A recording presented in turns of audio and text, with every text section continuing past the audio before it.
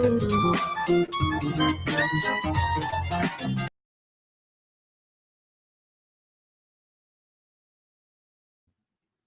morning, everybody. This is Joe and Madonna. I am the Executive Director of ArtSpan. We are live streaming to you from San Francisco, California. And today you are joining us for our third in our 4 SF Open Studios, our new, interesting, unique virtual open studios, first one we've ever done. The third one of 4, and this is our Teal Event. We have dozens of artists in their booths, AKA their studios right now, waiting for you to visit them. So please do.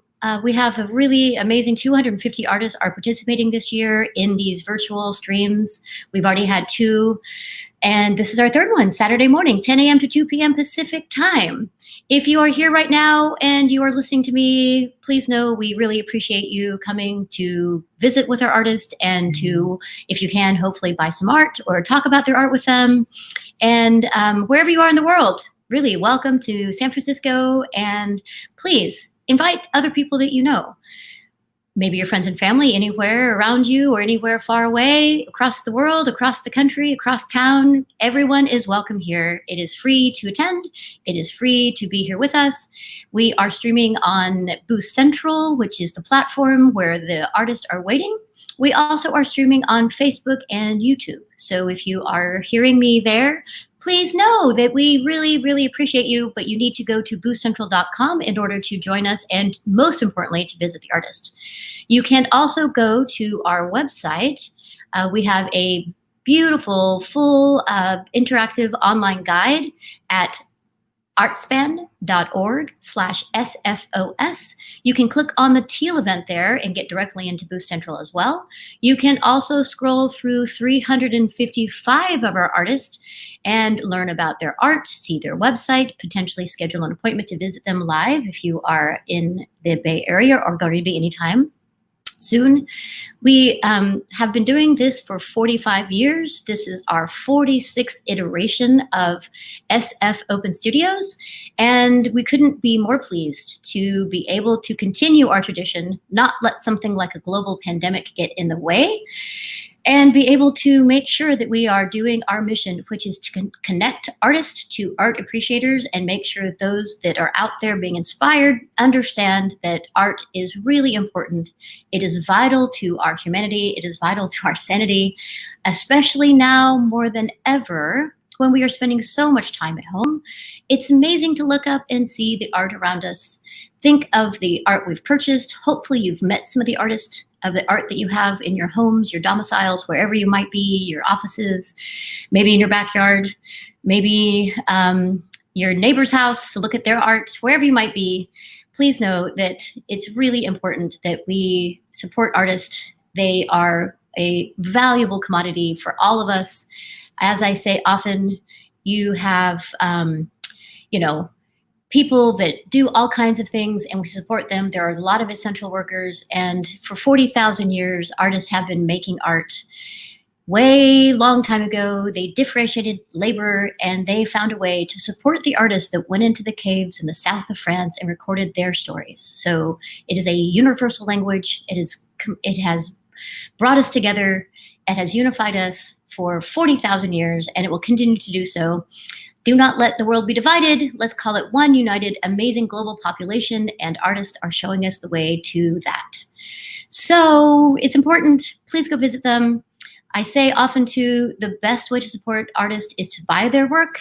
However, there's a lot of, difficulties in the world right now. So if you're not able to purchase work, don't you worry. The artists are happy to talk about their work. It's very inspiring to go into their booths, check them out, check out their work. Other people will be in there as well, and just have a conversation with them. It's really important to also engage about art and with these people who do art for a living. And I want you to know a few things, a couple tips about visiting into the booths. As you can see, there are a lot of really interesting artworks below. You scroll through, you can see the name of the artist. You can even scroll through, check out a couple of their images. A lot of them have a video also posted. And then what you do is you click on Join Live Chat, and you will go directly, you don't join video chat, and then you go directly into the booth of the artist. When you arrive in the booth, your video and your audio will be muted. There are little buttons in the corner. For those of you who've been spending a lot of time on virtual platforms, you probably understand the video mute and the audio mute. And when you arrive, the buttons are a little confusing because they have a slash through them no matter what. So just make sure that you click it and toggle to turn yourself on, and you'll see your video pop up, and the artist will probably ask you to mute your live feed stream. This live feed will be going on the entire time to make sure that we give you information, that we greet you, we say hello. And those of you that are kind of scrolling around deciding which artist to visit, you can actually learn about ArtSpan's programs. We'll have some interviews with artists. We'll have a lot of good videos. And ArtSpan staff is going to come in and chat about their time with ArtSpan, us adapting our platform to this amazing virtual world. So we have a lot of great, interesting things going on, but not so interesting to distract you from going and visiting the artist, which is really our goal today, to make sure that you go and have your conversations and get your inspirations from the artist. Another note is to make sure to refresh your browser. If you're scrolling around for a little bit, you go in and see a booth, you come back out, make sure and refresh your browser. It definitely helps to let you know how many people are visiting an artist at any time. 5 is the max. If you have hit a maximum, you'll see that it's red. The little person icon is red, which means you cannot go in at that time. Wait for it to turn green, and then you can go in and visit the artist and chat with them. Once again, we are doing 4 of these events. We have done 2 of them already. This is our 3rd one. We are going to be broadcasting from 10 a.m. to 2 p.m. Pacific Standard Time in California. We are only about 20 minutes in right now, and very soon we're going to give you some more interesting content.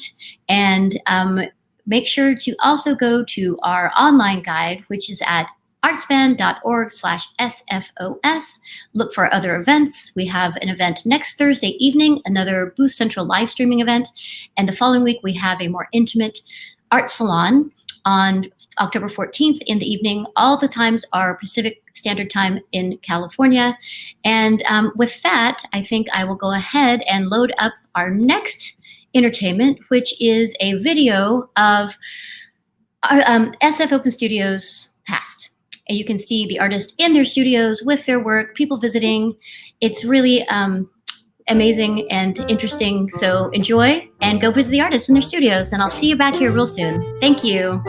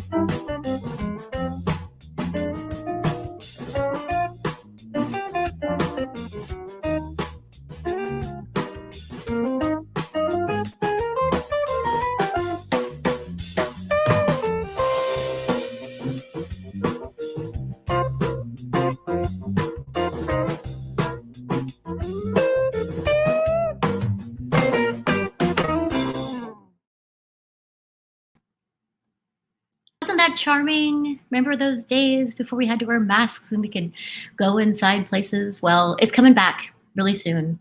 And in the meantime, we're just doing all of our responsibility, which is to physical distance, not social distance, because we all need socialization. And that's what we're doing today.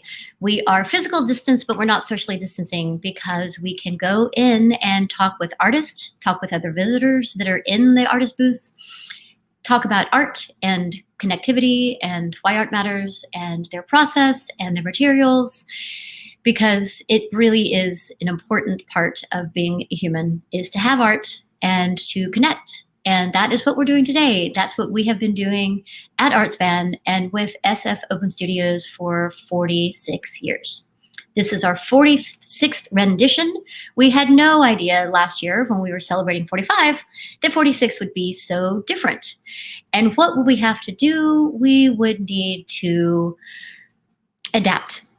One thing that we do every year, including support our artists year-round. We have workshops, we have mixers, we have events, that we have exhibitions, and that brings artists and art appreciators together. We have artist members, we have art appreciator members. So we have two really important parts of the art appreciating population, the artist and the people who appreciate it and love art. And we have events for both of them. Sometimes we mix them together and sometimes we keep them different because we want to make sure that those who are burgeoning in their careers of collecting art, who are learning how to support artists by buying art and taking it home with them and then inviting others to do so, also have events, and we help support them as well, while also supporting artists in their business acumen, how to do taxes, how to promote themselves, how to price their work, how to set up exhibitions, how to hang shows. We do all of that at ArtSpan. And this year, starting in March, we had to adapt all of it to virtual because, as you know, we've all been inside and we still had to continue to live and do what we can and have our inspirations and have our careers. And most importantly is that we continued on and we adapted it. So this year, when we put out our call, as we do every year for our cover competition, we ask all of our artists to submit art on a theme. And every SF Open Studios rendition, we have a theme for the entire year. And this year we chose Adapt because we're all adapting. This is our adaptation of our in real life event. And I think it's working pretty well. Your job is to visit the artist as you would in real life. And those of you dialing in, I keep saying dialing in, but I mean viewing here and joining us from wherever you are in the world, it is your job to go visit the artist and talk to them as you would if you happen to be in San Francisco. But it's so exciting that you don't even have to be in San Francisco. You can be in India, you can be in Israel, you can be in Italy, and you can visit our artist, which is really cool. We've had people come from all over the world, and it's really been exciting and amazing. And we also have a lot of wonderful locals who love art and have been visiting our artists as well via the virtual platform. This adaptation has really impacted the entire Bay Area. If you are familiar with the Bay Area at all, you might know that it has a reputation for being pretty creative, pretty interesting, innovative, and a little wacky. And it certainly is. I've been in the Bay Area for 25 years, and I've seen just some amazing, amazing art in all types of different shapes and forms. I regularly go out and really participate in our creative culture. I go to plays, I go to music, I go to performances, and I also go see a lot of art. And Burning Man is out here too. That's pretty interesting. Lots of interesting and crazy art goes on there as well. And so what I've done is asked a lot of our partners here in the Bay Area, board members, those who collect art, partners in our art and neighborhood programs. We exhibit art in their spaces, whether it's Counterpulse or a cafe or a bowling alley. I've asked them to kind of give us a congratulations because it is really an amazing feat that this staff, this incredible staff, our board of directors and staff have been working for 6 months really, really hard. We have not taken time off. We've not been making sourdough. We've been working hard to readapt a in real life tradition. We have a guide that we made. We make a guide every year. It's beautiful. It's full color. You can actually visit the artist through here, see who you want to go and visit, go and check them out. And now we have an online guide version. We adapted it. So we made this one, and we also made an online guide version, which you can go see at artspan.org/SFOS. And so all you can do is make sure to visit the artist and also check out these congratulations and hellos and greetings from our cultural partners, and I'll be back. So please go visit artists in the meantime, and we'll be back here really soon. Thank you.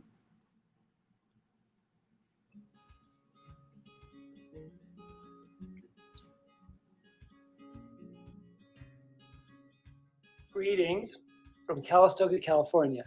My name is Kurt Wilhelm, and I'm the ArtSpan board chair and an art supporter and art buyer. And this is Michael Glover, my husband. Welcome to our home here in Calistoga. As you may be able to tell from all the construction equipment, we have been under renovations for the last 10 months. Our house is not yet a home. It has no art on the wall. All of our art is in storage and will be placed sometime in October, we hope. So please support ArtSpan as we do and fill your house with color and joy and love.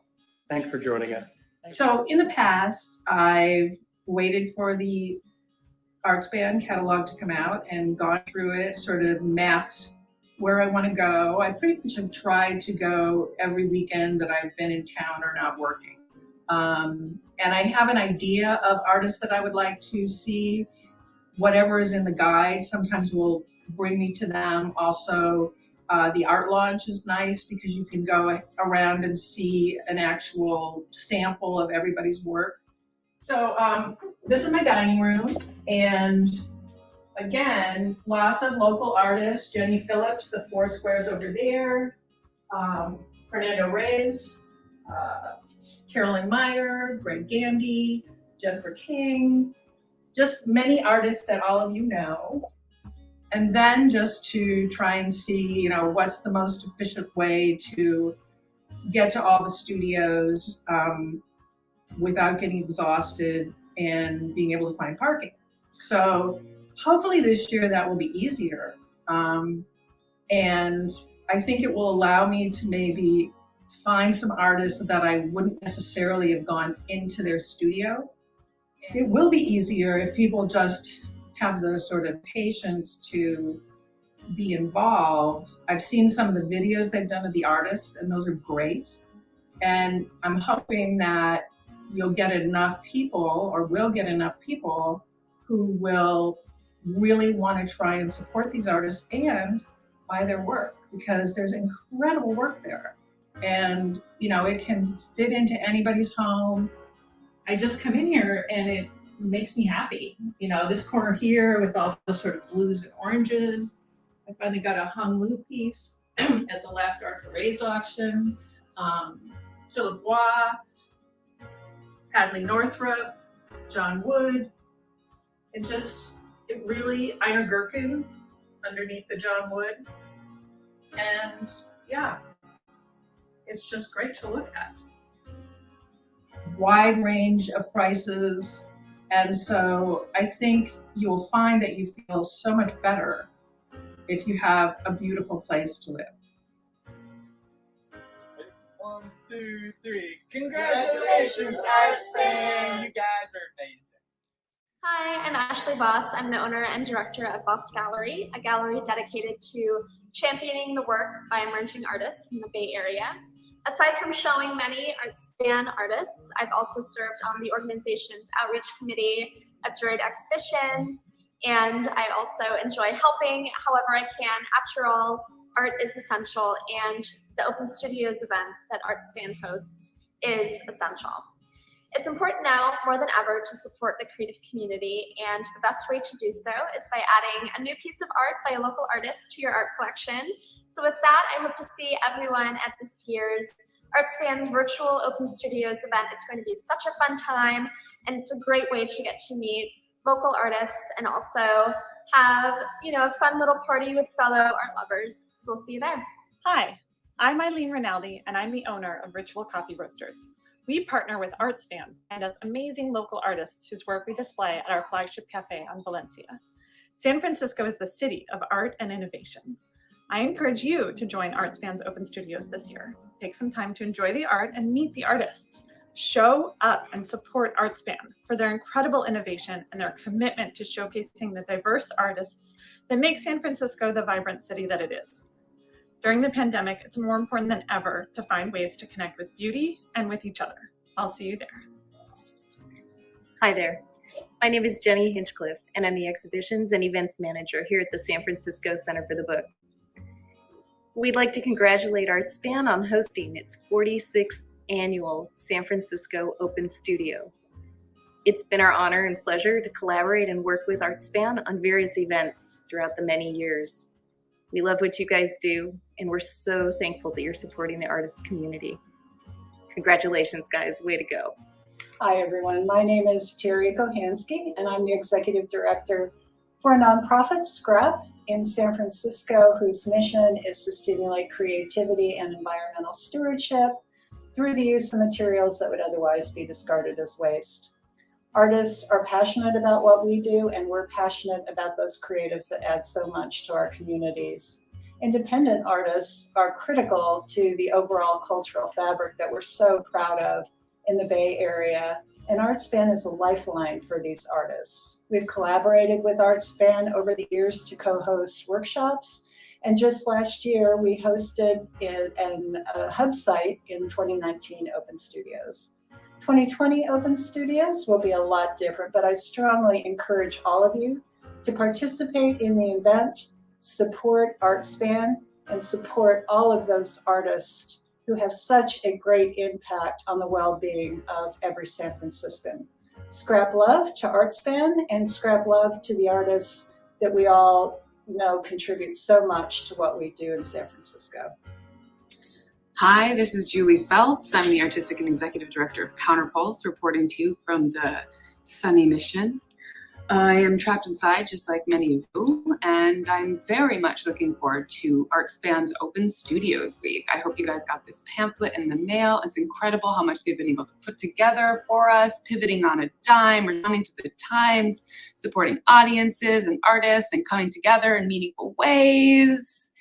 It's important, get out there. Super impressed by ArtSpan. I love what they do. I'm super excited to check out the work of the artists. All right, thank you so much. Looking forward to seeing you soon. Hi, my name is Deborah, and I'm the CEO of Yerba Buena Center for the Arts. And I am here to congratulate and celebrate ArtSpan. This organization for 46 years has been supporting San Francisco's independent artist community, bringing the public into relationship with artists in their studios, around their practices. This is so important, more important than ever. In typical ArtSpan, they're not letting a pandemic stop from our annual open studio. No, they've reinvented it, and all of us can participate, and I hope you will. Thank you to ArtSpan. We need you. Hi, I'm Maria Jensen. I am the Creative and Executive Director of Soma Arts Cultural Center, and we have the great fortune of being neighbors with ArtSpan. I want to send out a huge congratulations to ED extraordinaire Joanne Madonna for all the great work that you're doing right now for this organization and for all the artists in the Bay Area. And a special shout out to the ArtSpan team and family, including Matthew McKinley, and all the great work that all the artists are doing. Very sincerely, I must say, it is really, really inspiring because we are in a crisis right now. And I have watched how ArtSpan has responded to this moment. And it is nothing short of a beautiful miracle and divine imagination, the way that you all have pivoted. So this is fantastic for all of us because we all know how important arts and culture is in the Bay Area and how each individual artist contributes to the fabric of making arts and culture this vibrant reality that we all get to experience. So thank you so much for being committed to ArtSpan. Thank you for the work that you're doing. Please keep it up. You're an inspiration. And we look forward to seeing what amazing things ArtSpan will continue to do now and into the future. Lots of love to you all.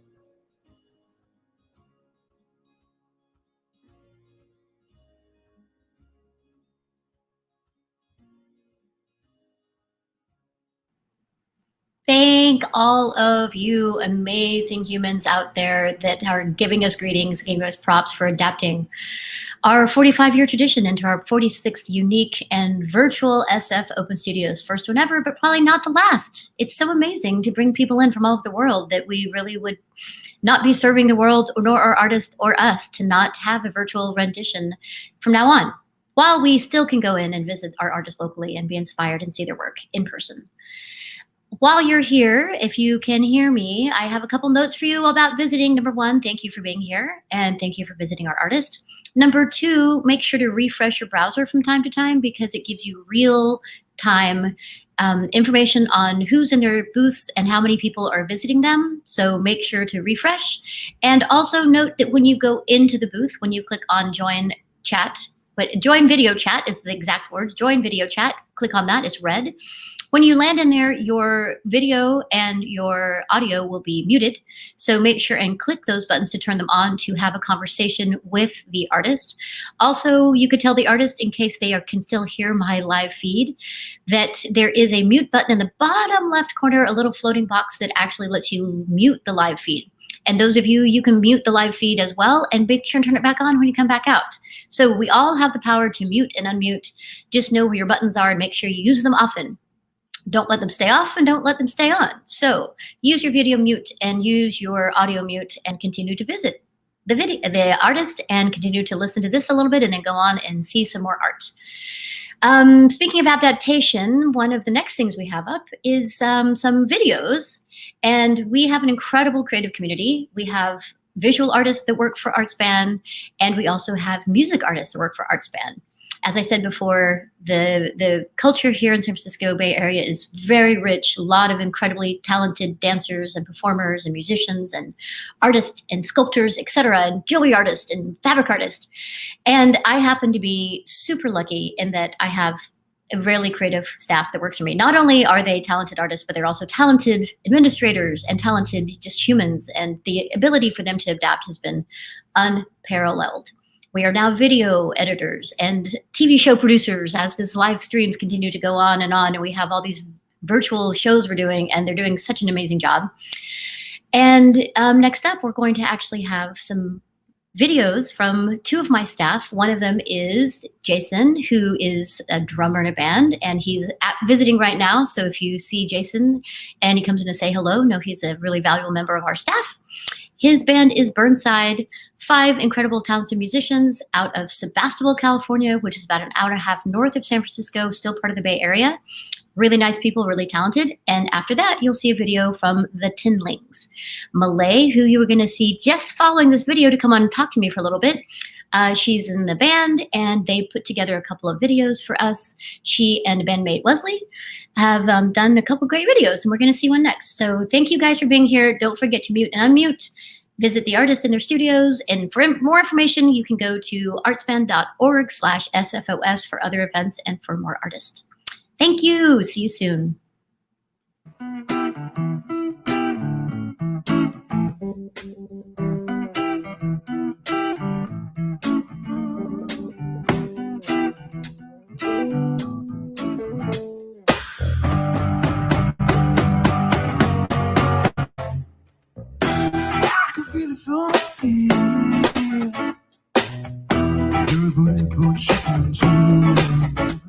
I believe the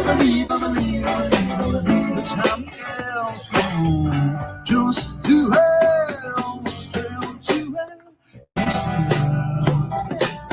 When moment's right, kiss the girl. Don't take all night, kiss the girl. When the moon is high, kiss the girl. Little reason why.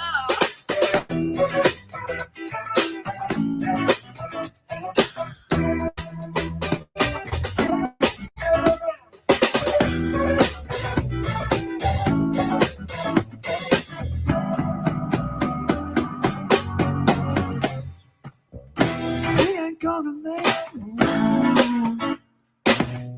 Don't give up just like that. I know. But you're ready on hold.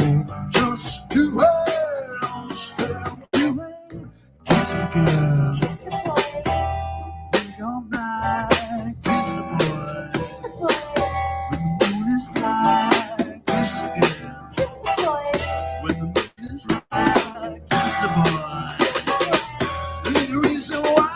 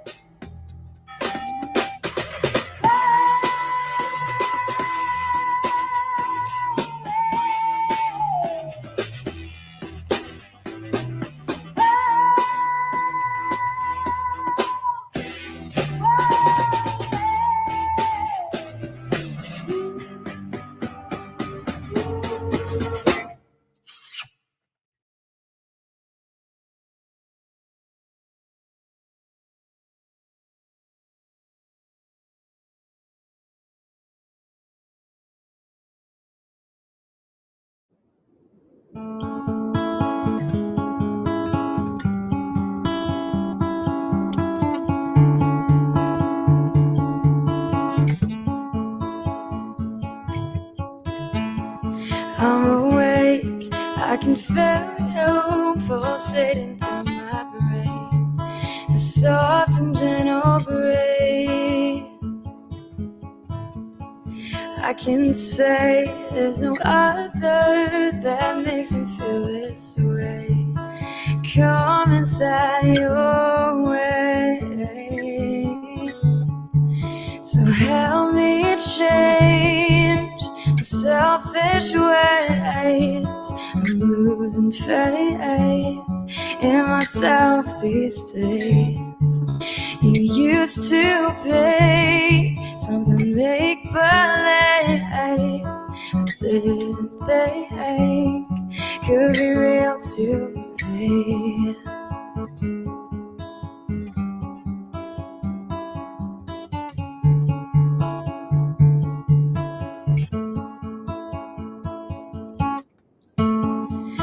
Your life is a harbor that keeps me off the reef, unforgiving sea. Can you take me out further, away from everything? It's only you and I. So help me change my selfish ways. I'm losing faith in myself these days. You used to be something make believe I didn't think could be real to me. More than I've ever wanted, condescending dream, light in my shadow of darkness, curing my disease, giving me a purpose in a world where I can't find my way and make it all okay. Saving me.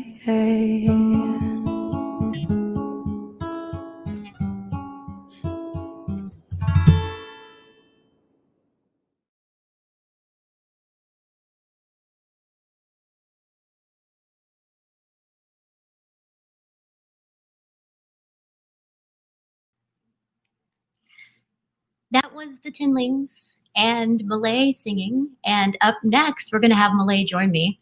Malay is a valuable member of the ArtSpan team. She comes in as our outreach and membership manager and so much more. So to talk about her experience of adapting to this platform and this new reality, we're going to have Malay join us. Malay, where are you? Are you out there in the world?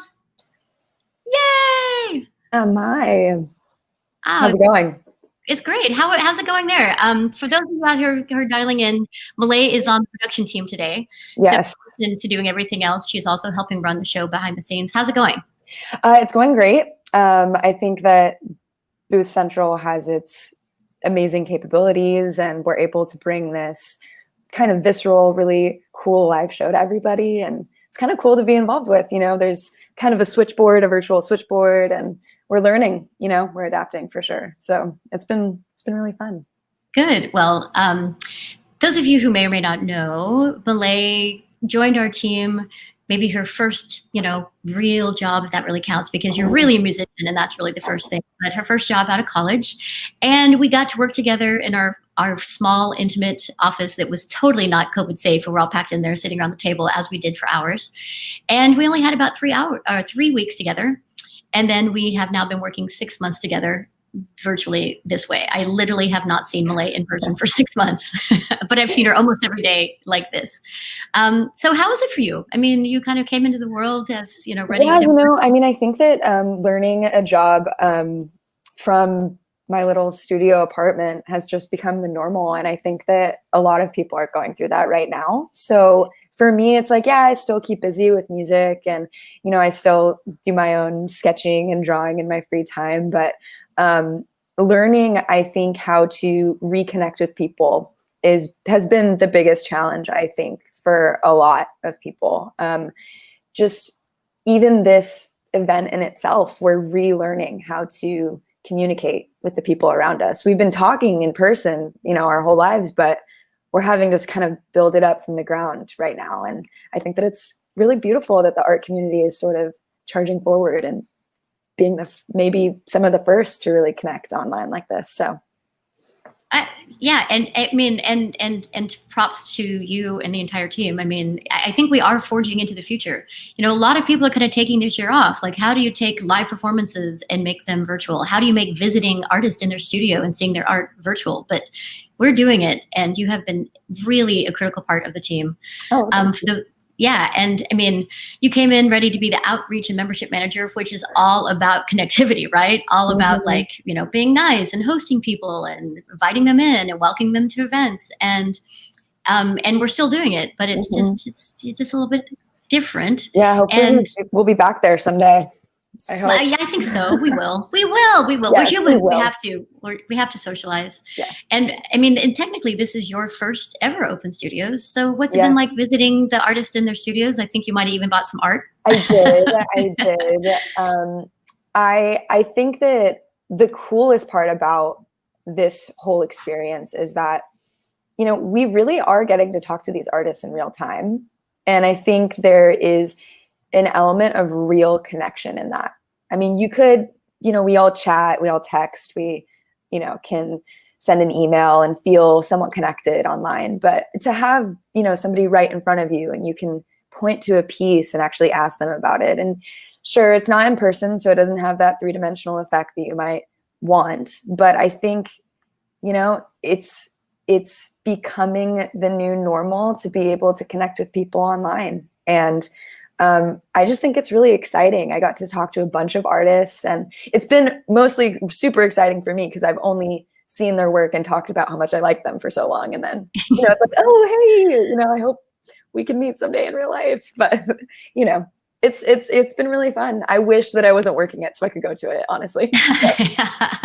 Well, we for those of you out there too, we are adapting. I mean, in real time, literally every show we're adapting. We're getting better at everything we're doing. From the very first show, which was only 1 week ago, the Rose event, we've learned a lot. We had an event in between, and we're now getting bigger and bigger segments of kind of really interesting video feed that Malay has actually been producing herself behind the scenes, because adapting to, outreach and membership to video producer and now show producer, but we have little chunks of time that we get to go visit. So the event that we did on Thursday, I actually got to pop in and say hello to some of my favorite artists. And even today, we're going to have these little chunks that I get to go in and pop in and say hello. And additionally, we're going to bring artists in to talk to us as I'm talking to Malay right now. And really, the cool thing is about seeing artists in their studio, like Malay said, is live real time. But before we had these shows, Diane, another member on staff who's out visiting right now too. So if you guys see Diane, bump into her in a booth, say hello, Diane Hoffman, she's out there. She did a really sweet video of her studio as we entered into shelter in place all the way back. What was it, like March? I think March 13th is when I had all start working from home. San Francisco, March 17th.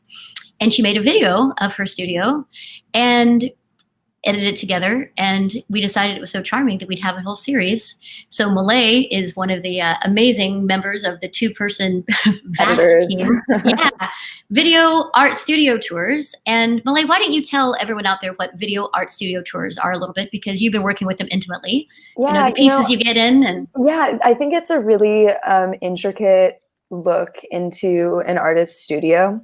We ask the artist to talk about, everything from their inspiration to a word that best one word that best describes them. When they started, practicing their art, if they're doing it full time, where their studio is, what their creative process is. And I find it really fun to be able to put them together, but it's even more fun to see them promoted and see other people get excited about getting this glimpse into people's studios, because even if we were all out in the real world, we would, maybe not get to see the in-home studios, and we get that virtually. So I think that, while there are limitations to everybody connecting virtually online, there's also a lot of really cool stuff you can do that you can't do in person. So this is really true. And I think I've been saying visual art studio tours, but we know there are virtual art studio tours.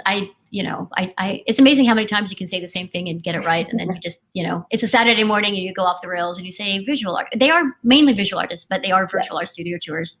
And you have done a really great job editing them, pulling in the self-created, self-captured content from the artist, and it's mixing really it with content. some music. Yeah, it's amazing. And we have 3 coming up. And so those of you out here who are listening know that the next 3 things you see, Malay's fingerprints are all over them. And enjoy what you see, but make sure to definitely go visit the artists that are actually live in their studio now, because the virtual art studio tours are there to make sure you can stay inspired beyond just a static website. But you can go visit the artist right now and see them live and talk to them and see their art. But in the meantime, you can actually have the virtual art studio tours to entertain you. Following that, we also have a youth open studios video that Malay also put together. So definitely listen a little bit. Give props to Malay for being an amazing part of the team. Thank you for joining me on this side of the production booth. Of course. Totally different. Exciting out here. Yeah, and not that she's not, used to performing. Yeah, exactly. And you just saw her on the video, and there's another really beautiful black and white video coming up too. Thank you for adapting the tinlings to what we can use on our feed as well. So thank you, Malay, for all the great work. Next up, we have 3 artists. We have Heather Robinson, Leah Jakimowicz, and Lady Henze, and really 3 incredible artists, 3 amazing women. And check out their studios and definitely go visit. Don't forget to turn on and off your mute. See you guys soon. Thanks.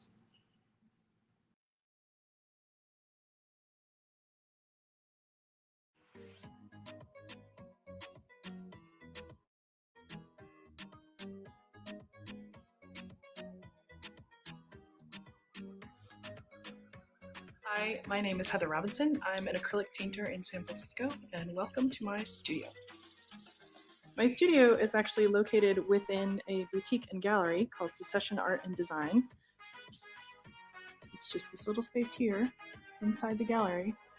I've been with the gallery as long as they've been open, which is coming up on 13 years, I believe. And yeah, I've always had a space with them. We've moved once, but we moved to this new space a few years ago. And since then, I have had my little cubby right here on Mission Street. A lot of times, I'll put a single layer down on a piece, and then it has to sit and dry for a day or 2 before I can work on it again, because some of the layers are really thick, medium. So that's why I need so much horizontal drawing space, and that's why I've made my risers. But the main thing I'm working on today is a commission. The client requested a skyline of the city, and so that's what I've been working on. I keep most of my paint right by my easel. In the painting station, I keep all my heavy body paints, which there's a lot of. All my stencils, which I use in most of my paintings. And some of these are designed by me and cut on a machine that I use, and some of them are just purchased. My paintings are all about the patterns that people surround themselves with in their lives: geometric, floral, other traditional decorative patterns.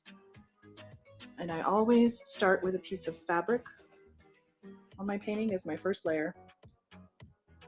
And I often use these stencils to create the geometric patterns on top of the fabric. My paintings involve many, many layers. Here's a painting in progress that uses a tumbling block pattern that I stenciled on the painting and then washed over and then sanded back. So you can see there's lots of texture going on, which I really love. One of the nice things about my studio is that it is open to the public when the gallery is open to the public, which is of course not right now, but often. And so I always have room to show a few of my paintings in my space, and people can come in and see them. And I also, get to share my art with people. People come in and ask me questions about my process and what I'm doing, and that's always interesting too. Thanks so much for taking a little virtual tour of my studio. I hope you enjoyed it.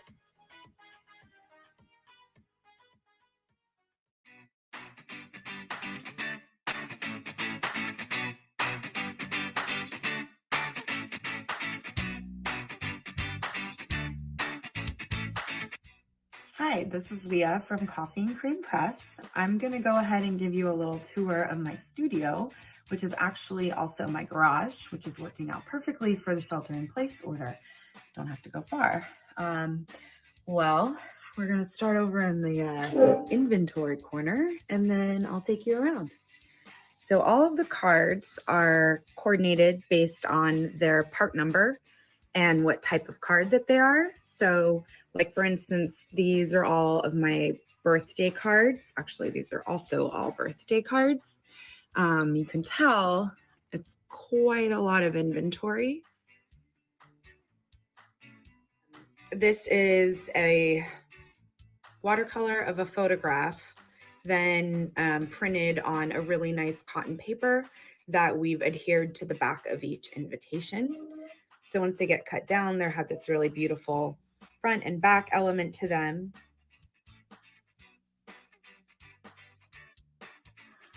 When we are printing cards, I have this really great selection of all of my plates. So they're in this semi-organized binder.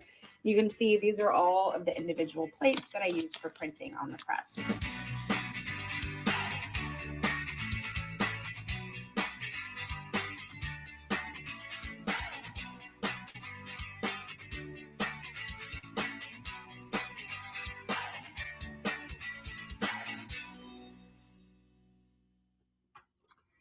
Okay, well, I hope you enjoyed taking a tour of Coffee and Cream Press. I know I had fun showing everyone around, and I hope everyone is staying healthy and safe and sane during these crazy times. And don't forget that if you're ever feeling like you do need a little pick-me-up, it's always really nice to have candy in the studio.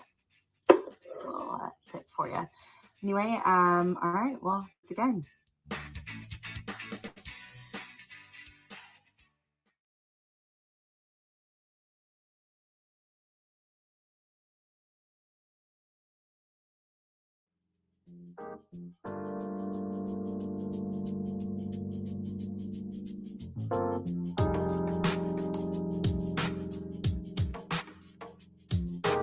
Hello friends, welcome to my studio. My name is Britt. I paint under the moniker Lady Henzy. I'm here in my studio in Soma.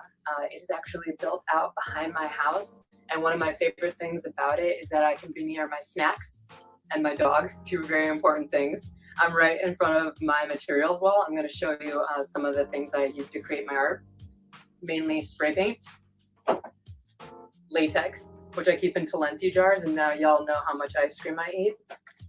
Wash. I use acrylic. I most often like to paint on paper and wood panel, and I also paint murals all around the city. If I had to think of one word to describe my art, as cliche as it would be, I would pick the word fun.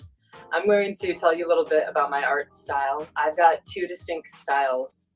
One is kind of loose and playful and meditative, and these are them right here. I've got kind of like an overarching theme in my artwork, which is sobriety. I got sober 6 years ago, and I've been painting for 3 of them. So, you know, my art encapsulates, like, I'm so joyful and grateful to be alive and here doing this with you.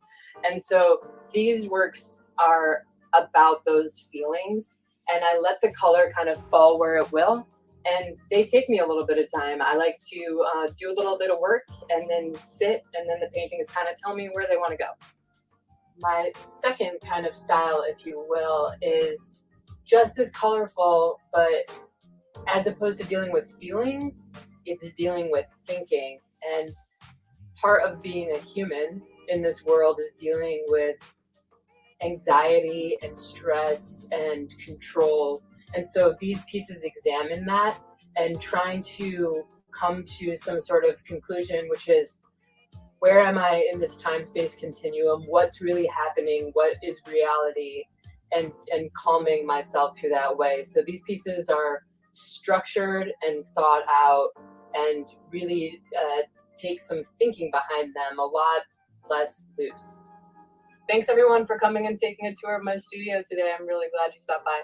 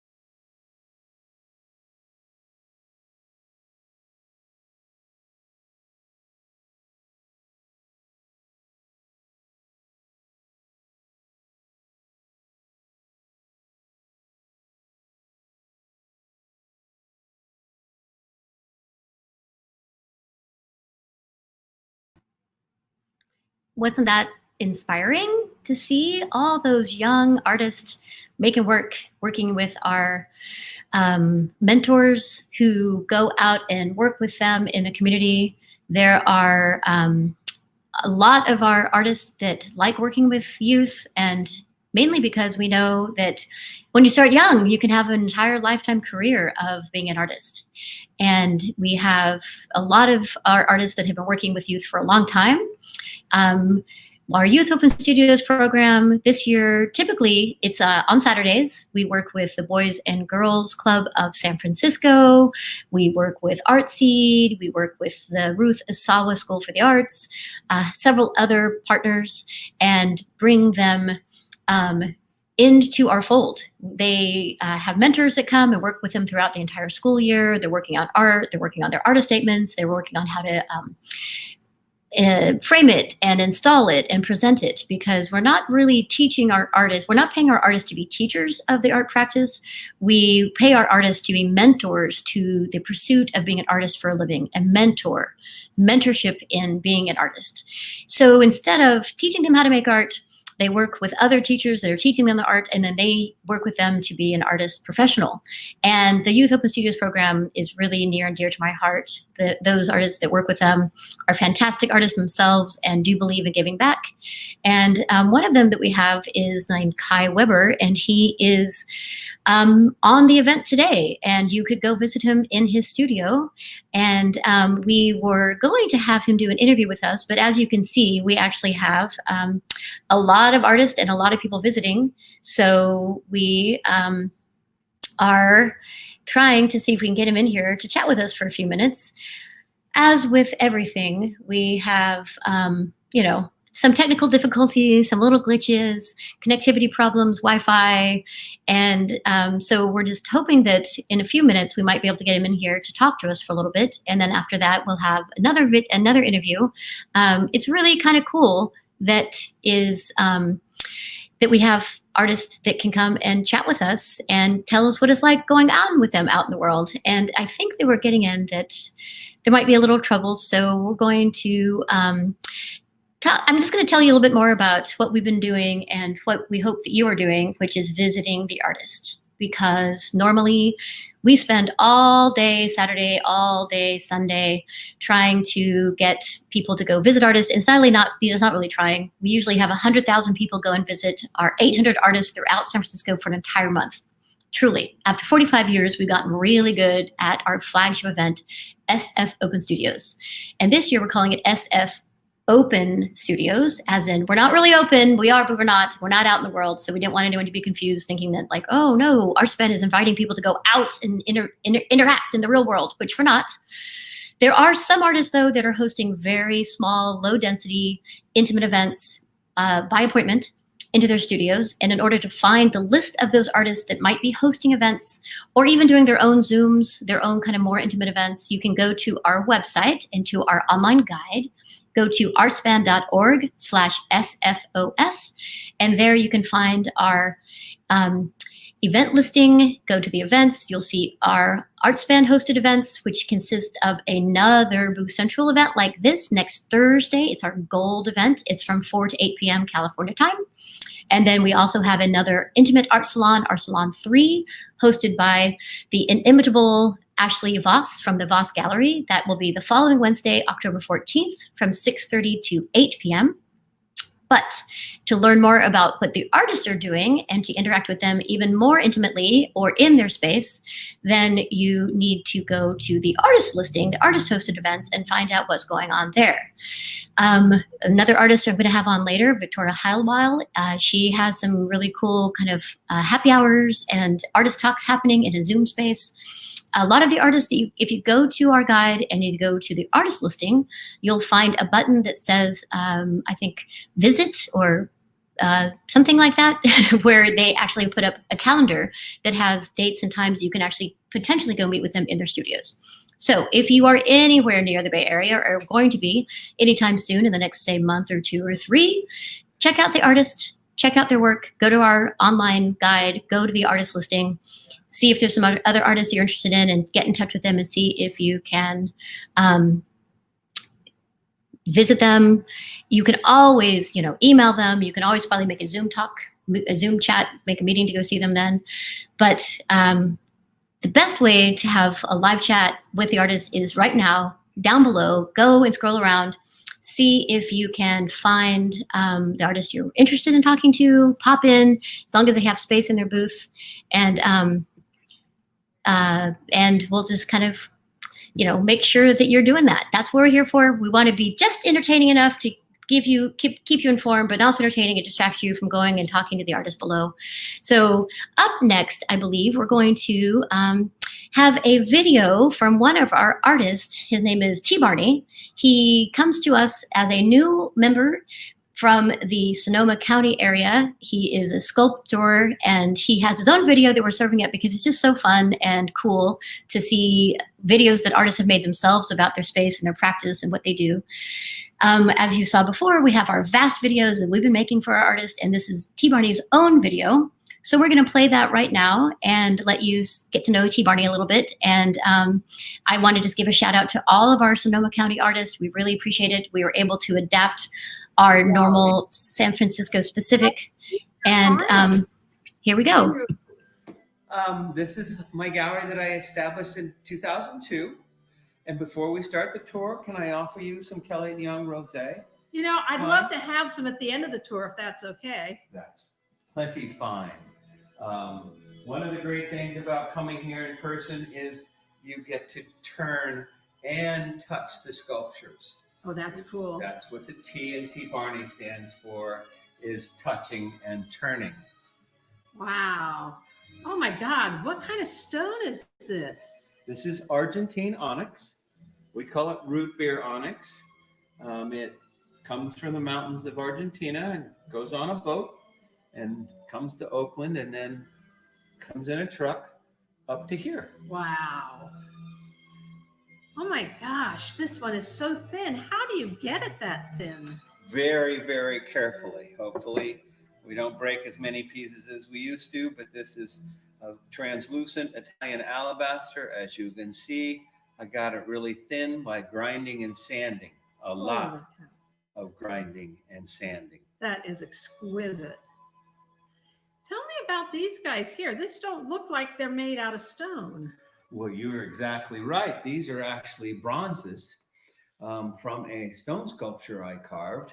And then we made a mold of that stone sculpture, and that mold made waxes to then be cast in bronze. And these are examples of our different patinas we offer. This is turquoise, and this is ruby patina. This is our jade, and this is our sapphire. Oh my God, those are beautiful. And of course, they don't break. That's the good thing. No, they're bronze. Stone breaks, bronze does not. Wow, these are just amazing. Well, thank you. Oh my gosh, this is the biggest piece in the gallery. It is. It started out at 1,000 pounds. This is Bolivian sodalite. After grinding and cutting and core drilling and sanding and polishing, it weighs 100 pounds now. What shape is this? Well, this is called a superellipsoid, which is a mathematical equation for rounding over the corners of a cube. Oh my gosh, that is fascinating. I can't believe it. How do you get the ideas for these shapes that you have? Well, one of the caveats I have for my stone sculpture is that it has one edge, like a molded strip. Oh, really? Now let me explain that. So on this sculpture here, if you start on the edge and follow that edge all the way around the sculpture and down and then around, up again and down to where we started, that's called a Mobius edge. Wow, that is wild. Pretty cool. Oh my gosh, you even sell jewelry. Well, we actually call it wearable sculpture, not jewelry. And these all come from a sculpture I carved like this, 2 feet tall, and that was scanned. And then that scan allows us to print 1 inch tall wearable sculptures. Wow, they're really beautiful. That's incredible. Well, now that you've had the tour here, I'd like to give you a pass. It's a T Barney logo with tbarney.com on it. And then we'll come over. And now it's time for wine and a tour of the sculpture garden. Oh my gosh, that sounds like a lot of fun. Thank you so much. This is a fabulous beginning.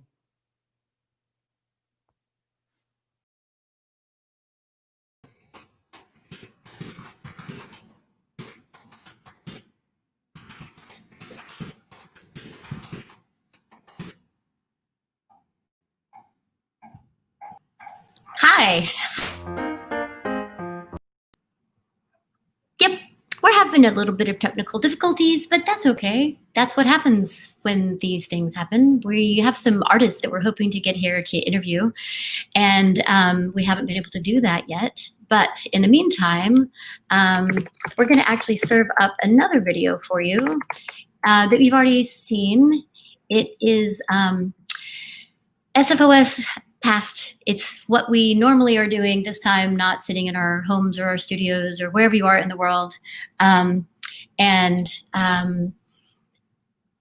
Really, it's amazing to go see artists in their studios, and we have a lot of videos of it. But we're still trying to figure out, we have an artist that is standing by. We're trying to connect to make sure that she is with us. And so before we go to a longer video while she's waiting with us, I want to make sure that we don't give up on that. So let's see if we can see what's happening with our artist and our feed. In the meantime, please, if you can hear my voice, know that the most important thing that you can do today is to visit the artist in their studios. They are standing by, they're in there, they're having conversations, they have their artwork ready, they might have some slideshows, their website's up ready to show you some work. It's a really cool thing to talk to an artist in person, as close as we can be to in person right now, which is live virtual. And you can visit them by clicking on the join video chat button that is in their like kind of their booth information. You see their name, you'll see their art. You can scroll through pieces of their art to see if you have something interesting or it's something you want to ask about, or just go in and talk to them. Just you know, go randomly and visit if you want, because every single conversation you have, I will almost guarantee will be interesting, will probably be inspiring, and hopefully will give you appreciation that these people are being artists for a living. And in this time of a global pandemic, when we're not getting out and around very much, and when what they would normally do is put their art up on the walls for people to see, then really all we have is their art on their walls where they are right now, whether it's their studio. Some of them have not been in their studios, have not been able to go to their actual studios. So they may be at home, they may be in some room at their house. Who knows? But you will know, because you will go see them and you can have a conversation with them and talk to them about it. So while we try to figure out if we can get some of these artists up here to talk to you about what their experience is and who they are and how they've been a part of our amazing family for a long time, we're going to give you another video of, again, SFOS, SF Open Studios of the past, and some of our just really cool artists and what it looks like to visit in their studios when we're in the real time. Okay, thank you very much. Here it comes.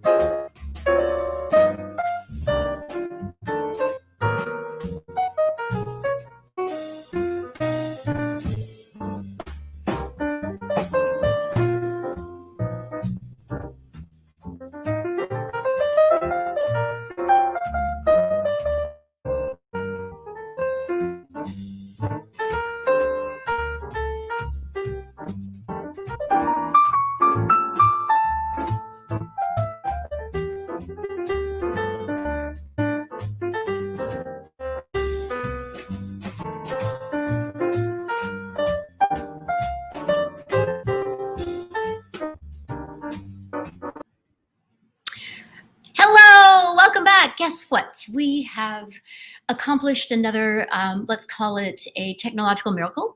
We have overcome some technical difficulties, and we have our artist standing by ready to chat. So next up, I think we're going to have Marty McKee come in and say hello. Or is it going to be Kai? I don't know. Production team, it's Marty McKee. Hey! There we go. Oh my goodness, Hi, Marty. Joanne. Hi. How are you? I'm good. It's good to be here. Thanks for having me on your podcast. I appreciate it.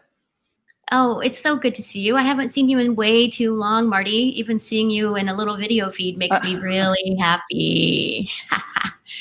Yes, I know. How's the virtual Open Studios experience going for you? You know, really pretty good.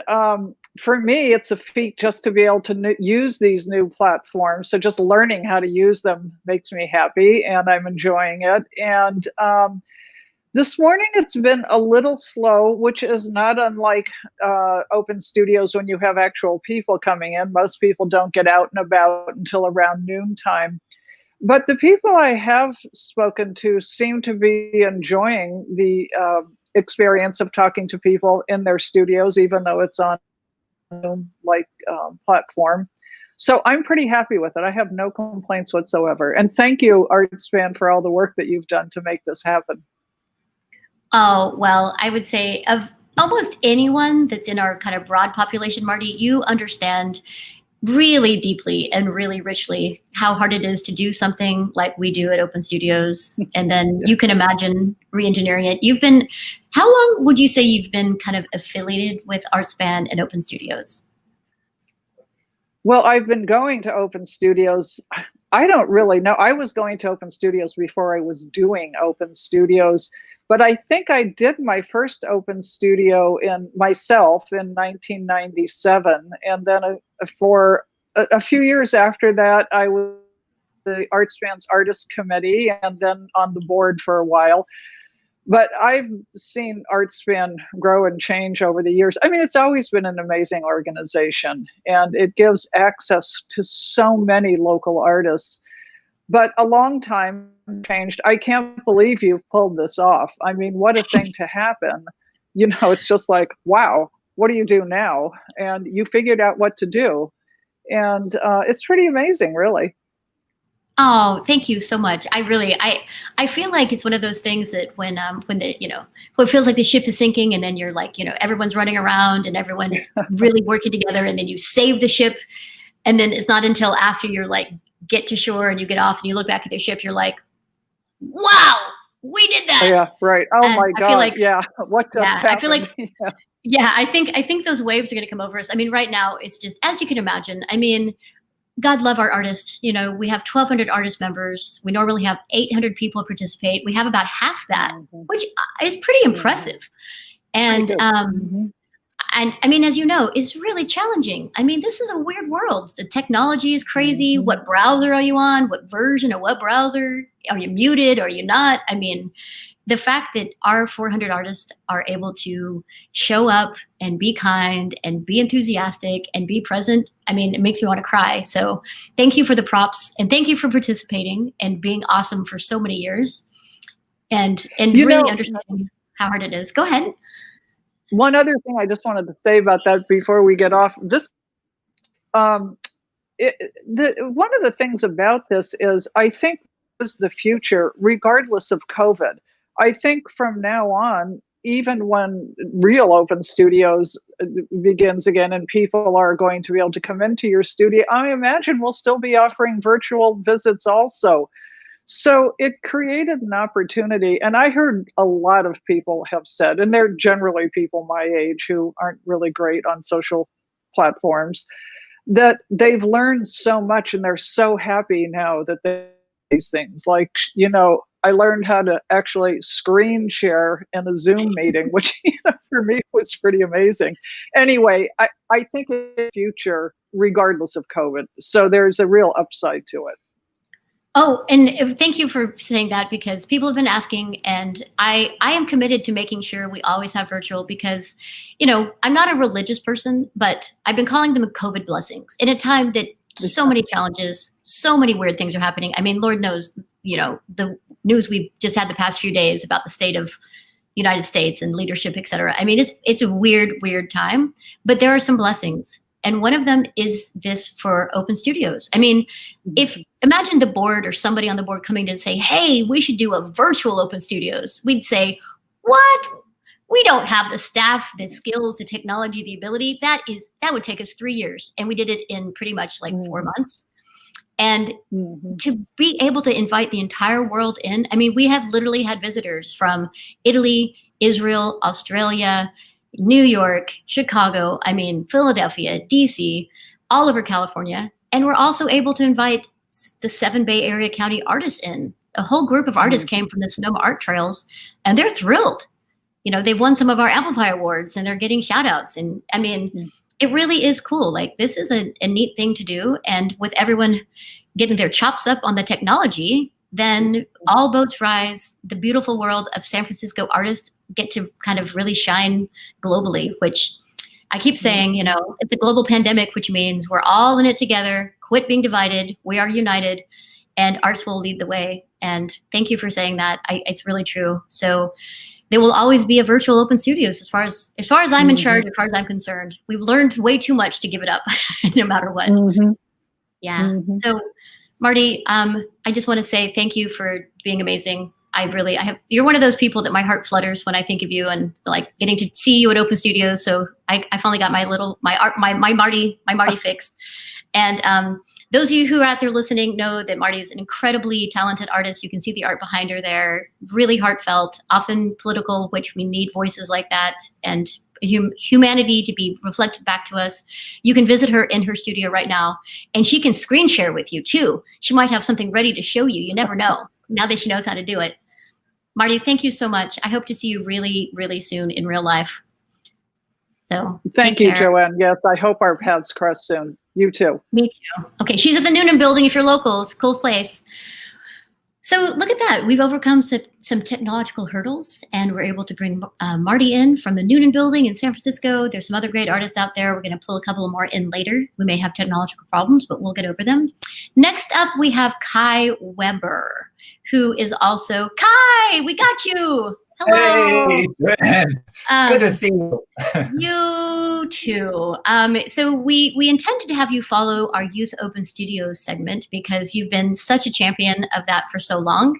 So I'm going to not talk very much because you've taken your time out of your booth to come see us. So I want you to talk about Youth Open Studios and about your work, because your work is incredibly detailed and incredibly charming.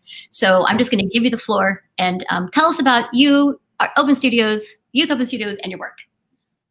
Yes, it's a fantastic adventure. So I'm kind of blessed to do like 2 different things at the same time. I'm doing my fine art stuff and my fine art studio as an artist with ArtSpan since '94. So a long time. And like Marty, our speaker before, my friend Marty, have been in different positions supporting ArtSpan for over 10 years. I was on the board. I was the chairman of the Open Studio Committee. And the only thing that's left now with my really strong connection with ArtSpan is with the Open Studios and the Art for City Youth Committee. So I really love to keep that going. I work with the Boys and Girls Club as an art director, and I really need to work with the next generation of artists in the city. So that really gives us a lot of opportunity to do so. And I'm doing this for many, many years now. With the Boys and Girls Club and with ArtSpan. So we have these amazing guest artists coming through. We have amazing lectures and studio tours, and has been a fantastic blessing. We always were part of Hunters Point 101 building every year with my young artists there, and it is amazing for them. It's career exposure. It's a fantastic opportunity to really talk and meet other artists, adult artists, and they get great feedback. We always sold a lot of pieces. It was amazing every time we went there. The artist community at Hunters Point is just fantastic, and so they really supported us full-heartedly, and our youth had so great experiences, and we keep going on that path. It's a fantastic opportunity. So thank you for providing that platform. It's really important. I think so too. I mean, I know one thing that I say all the time is that ArtSpan is meant to really help artists be artists for a living. Like, I don't want to pay artists to teach. I want them to pay artists to be an artist. And so when I came on, I'm like, I don't want to pay artists to teach art. I want them to be artists. And so to re-engineer the Art for City Youth into really youth open studios, I think is just a beautiful way. I mean, who isn't hooked on that very first art sale? Right? Our artists are great mentors because they are providing a different life experience than many of the youth who are growing up. So to know an artist who makes a living with art and really creates and thinks differently is so important for youth, I think, to relate to and to make their own choices in life. So I think ArtSpan does a great part of that. Really giving opportunity to really work and meet live artists to really kind of, give them choices. I think so too. And really, I mean, your work with youth open studios most recently, and 10 years plus working intimately with all the artists. I mean, what artists aren't maybe finding themselves at age 50 or sometimes age 70 become artists then too. So I do think we're like the gateway. We're the gateway drug to being an artist for a living in the most wonderful, beautiful way. And it's artists like you that commit to helping us do that because, we have a very small and mighty team, but our mission is big and meaningful to help artists to really, to lift them up. Yes, and I really want to chime in what Molly said just before me. It's really such a amazing opportunity. And not only that, you guys did an amazing job in this really, really short time to provide us this opportunity to share out virtually and invite the world to our studios. You did amazing work for the future in terms of educating the public, the artists, the community, to do things like this. This is really fantastic, and I really embrace that full-heartedly. It's a fantastic undertaking, and it really worked out fine. And I had already 1 hour open studios. I had a lot of friends and old clients visiting that I haven't seen in 10 years. And they came in, and I made some sales. I had a really good conversation. And it worked out so fine. I really enjoy this. So it's fantastic. I wish more people could go in the booth at one time, but this is an intimate setting and it's really meaningful conversations and interesting. So I really thank you guys for that. It's really fantastic. I enjoy it.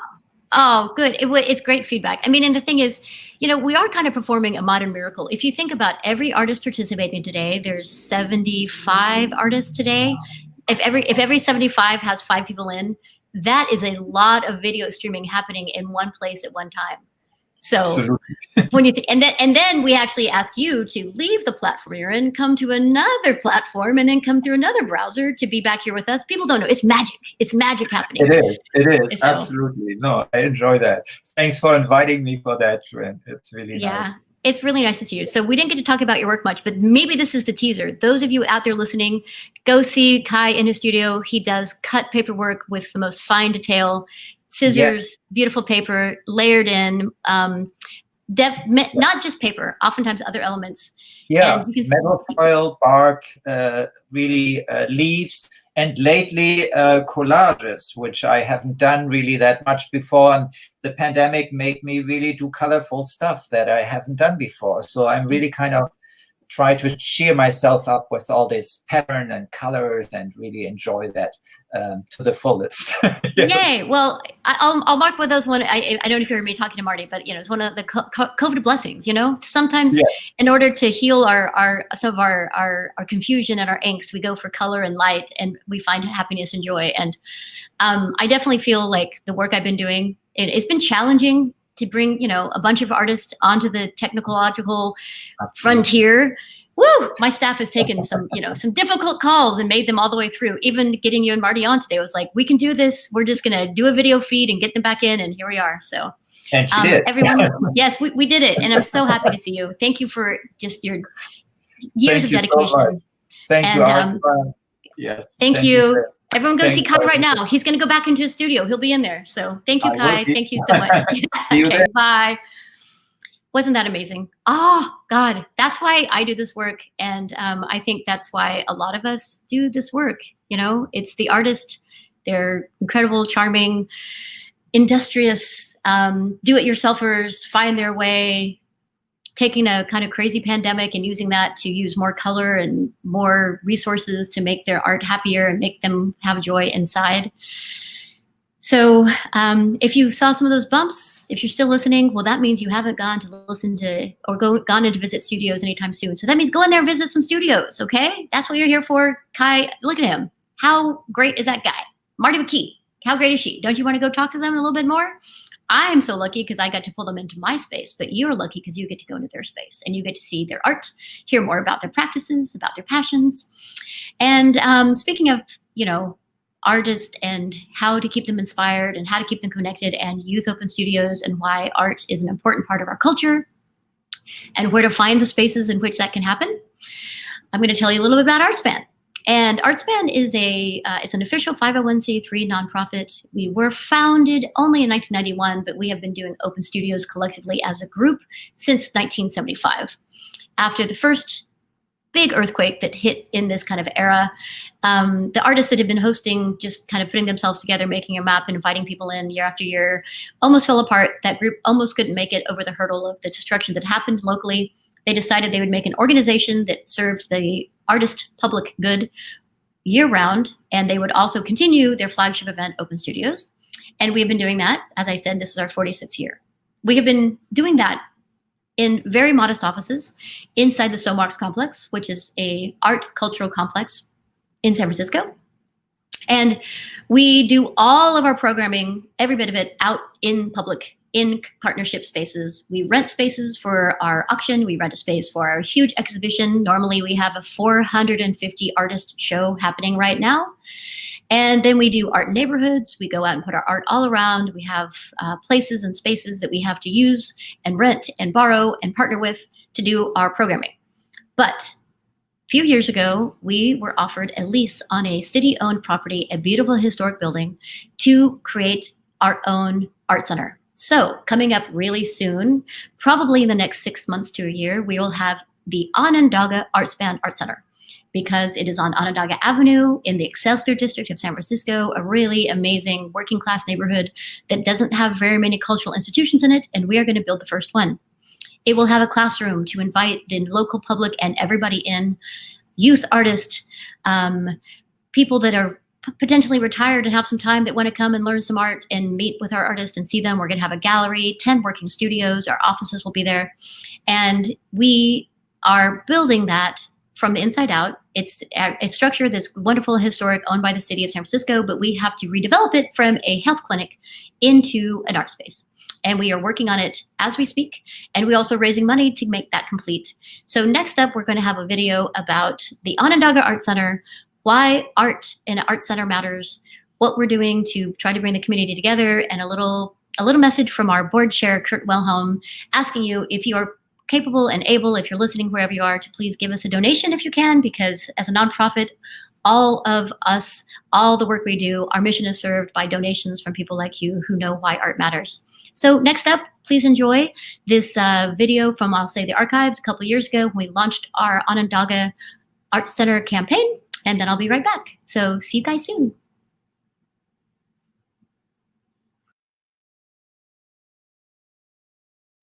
San Francisco has been a beacon and safe haven for creativity and self-expression for decades, but in a rising economy, it is often difficult to hold on to space for community, and our authentic connection to art spaces are shrinking. For the first time in our 43-year history, ArtSpan will have a home to call its own. The city of San Francisco has granted us a low-dollar lease to create an art center in a historic building in the Excelsior district, a diverse, vibrant neighborhood with many working families. As a true hub for creativity, the ArtSpan Onondaga Art Center will make a measurable impact and allow us to amplify our efforts all over the city and all over the region. The ArtSpan Onondaga Art Center will serve the city of San Francisco by providing art studios, a classroom, a community meeting space, a resource center, and a collaborative gallery. We will also restore a gorgeous Bernard Sackheim 1935 mural that captures the Excelsior district from that era. We need to raise $1 million to remodel and create the ArtSpan Onondaga Art Center. We have support from the district supervisor, the San Francisco Art Commission, and the mayor's office. We are partnering with the city of San Francisco to renovate the building structure. Between funds from the city and some early founders, we've already raised nearly $400,000. We will use these additional funds to remodel the interior and for program expansion. Art is a true universal language that transcends boundaries and difference. We need artists to continue to keep San Francisco interesting, to keep our city so beautiful and a little wacky. We need you to be a part of this legacy.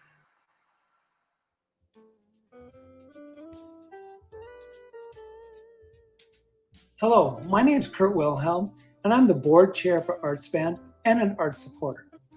I am committed to this organization because we focus on providing hundreds of diverse Bay Area artists to showcase their work to art lovers and buyers.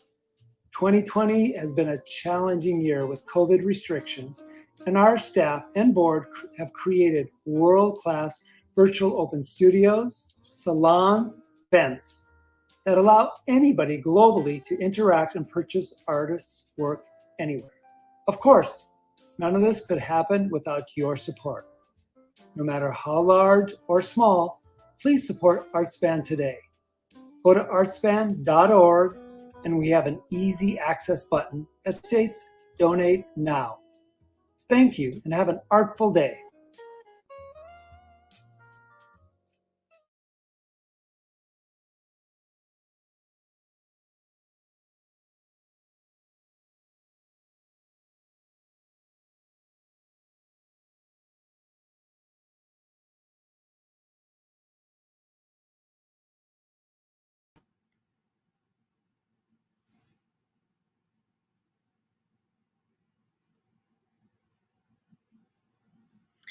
Next up, we have a couple of more videos from our very talented musical talented staff. We have another video up from Burnside, and we have another video up from the Tinlings.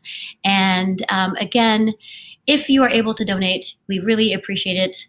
We need every little bit. It helps continue to do the program we're doing, to keep us adapting from in real life to virtual life and then back again.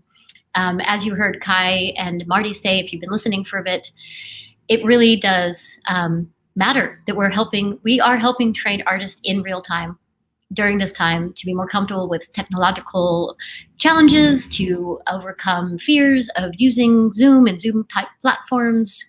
We've done some demo days for artists to get used to being on Boot Central. And now we're doing it, and we're going to keep doing it. And we need support to make sure we can continue to do so and to build our art center, which is coming up really, really soon. So we will have in real life gallery and programming there.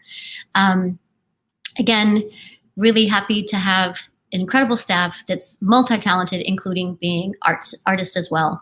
So please enjoy some of the musical interlude. And in the meantime, also please go visit the artists in their studios right now. Don't forget to turn your mutes off and on. You have control of them. The live stream that you hear right now, you also have control of to turn it off and on. If you're an artist in your studio, by now you've probably figured out how to mute it. But the guests that you go in know that you will arrive with your video and your audio muted, so don't freak out. Just turn it back on. If you are getting some weird error messages sometimes about the video, I find on one of my older computers that if I just ignore it, I can get into the video anyways. So don't necessarily go down some rabbit holes. Just try to ignore some of those messages and go past them, and maybe sometimes you'll make it in. Again, it's a miracle that we're able to stream so many virtual experiences at once in one place, and considering that is working really, really well. I know that sometimes you have a little trouble when you get in, or there's issues going on, but just keep trying again. Try again. It's like, old school ways of like turning off the VCR, turning it back on to get to reprogram, or even your computer. Just come back in, join us again.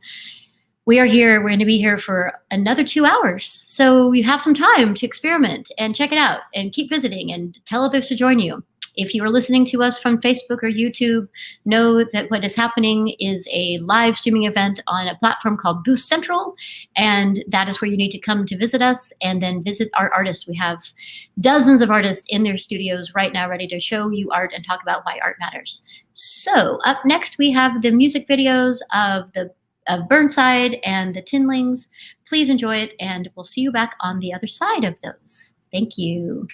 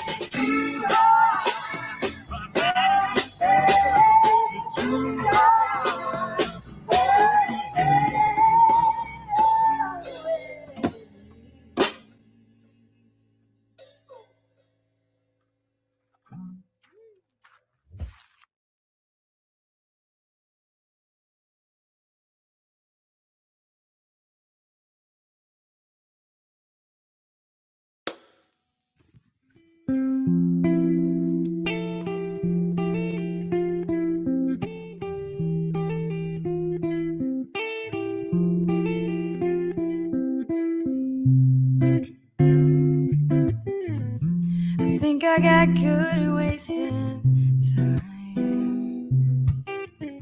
I think I got good at just counting days.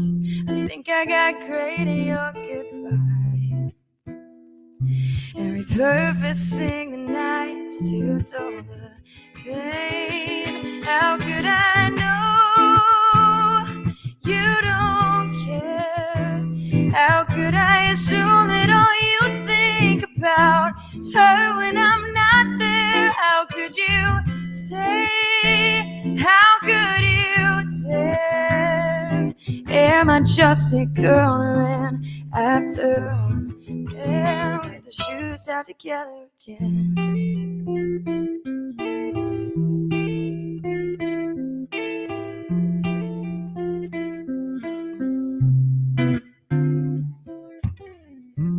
Think I got good at double lives.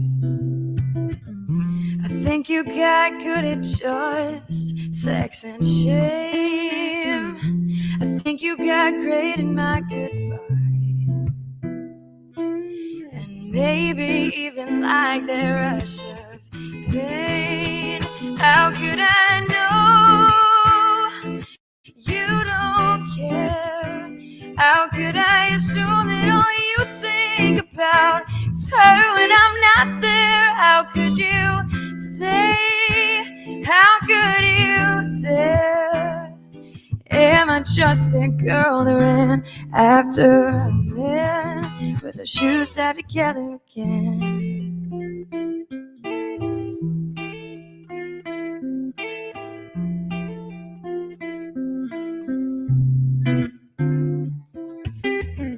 So what?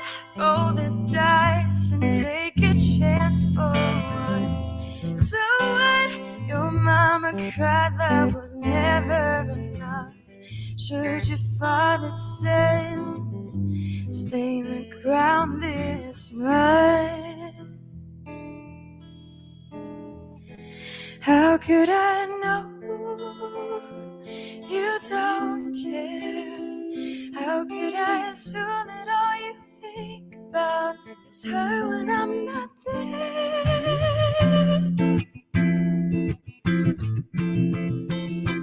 How could you stay? How could you dare? Am I just a girl that ran after a man? How could I know you don't care? How could I assume that all you think about? So when I'm not there, could you stay? How could you dare? Am I just a girl that ran after a man with her shoes tied together again?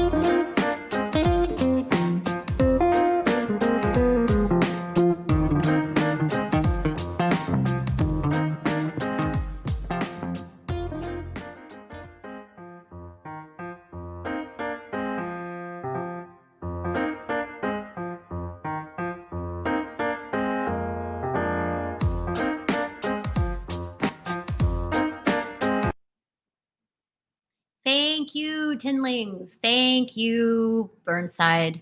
Actually, the Tinlings. Thank you, Malay, for your incredible talents, both on screen and behind the screen. And Jason, thank you for being the drummer of a really great band. You can't not dance to Burnside. As some of you who may have heard earlier, Malay came and talked to me for a little bit about adapting a career in the arts, being an outreach and membership manager, to also helping produce videos and being an editing queen, and also being in production now because we are doing 4-hour live streams, 3 1.5-hour programs. We've been doing so much virtually to bring you the arts of San Francisco to wherever you are, whether you're just around the corner, across town, across the bay, across the state, across the country, across the world. We are bringing it to you because we are adapting this incredible 46-year institution of SF Open Studios. We generally have about 800 artists in their studios over the course of a month, every weekend, all day, Saturdays and Sundays, a lot of Friday night parties, and about 100,000 people that come and visit those artists throughout the very small city, very small, interesting, dense, and beautiful city of San Francisco to go see our really talented, incredible, amazing artists and be inspired by their work in the place they make it, in their studios or wherever they might be hosting it. You know, sometimes it is in their garages, what they've turned into art space, or sometimes they've rented a really cool space just to be able to show their art during this time. And that means that who knows where they are now. A lot of artists have not really been able to get access to their studios because of the shelter in place, quarantine, density of buildings, etc. So they may be in their homes, and who knows where they might be, but you'll know where they are because you need to make sure that you go visit them. They are in their booths. You just scroll down below. If you are on YouTube or on Facebook, join us at boothcentral.com, search ArtSpan in events, come to our Teal event. This is where we are. We're going to be on for another 2 hours almost. Sadly, only 2 hours. 2 hours have already really went by quite fast. We are in California, San Francisco Bay Area. We are in Pacific time in the United States, and welcome wherever you are. Thank you for joining us.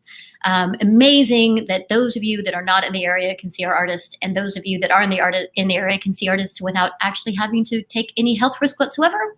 We are practicing physical distancing, but not social distancing, because this is still being social. You can go and talk to artists, meet the other visitors in their booths. Friends and family that are out there, thank you for joining us. You know I appreciate it. I have a really incredible network here. Been in the Bay Area a long time, between colleagues, friends, fans, families. I thank you for joining us and supporting art. And as everyone has heard me say that has been anywhere around, anytime I'm talking about art and why it matters, I say, you know, the best way to support an artist is to buy their work. There are some challenging financial times that we're in and probably ahead. So if you cannot afford to buy the work, that's okay. Go in and say hi, ask some questions, give them some credit and props for being an artist in today's challenging times and for being an artist in all times, because it is not an easy career path and they have no choice. They are talented. Art moves and inspires and calls them, and it is a calling to service of our humanity. And I really do believe that art really does matter. You can see I'm broadcasting to you right now from my home that is filled with art. There's pieces of art and literature everywhere. I go and listen to music. I love performances, and art really does matter. And aside from going to visit the artists currently right now live in their booths, we made something called virtual art studio tours. We started them in March, thanks to one of our staff who is an artist. On her way out, she made a video, edited it. It was super charming. We decided, why don't we do this for all the artists that we possibly can? So next up, we have a few videos. Again, we call them vast because you can see them from anywhere and be inspired anywhere vastly into the artist space. And if you listen for a little bit uninspired, you can go visit these artists right now. They are in their booth.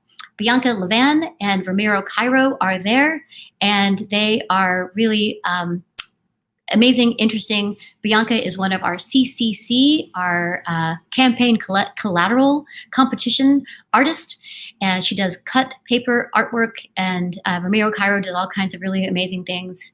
He's literally in the neighborhood over from me, but this is where I can see him right now virtually in our platform at Booth Central. So please take a few minutes to listen, and most importantly, go visit the artist as soon as you can. So we are going to go to the next segment of VAST. And I'm going to ask Inas, who's back there, to take it away.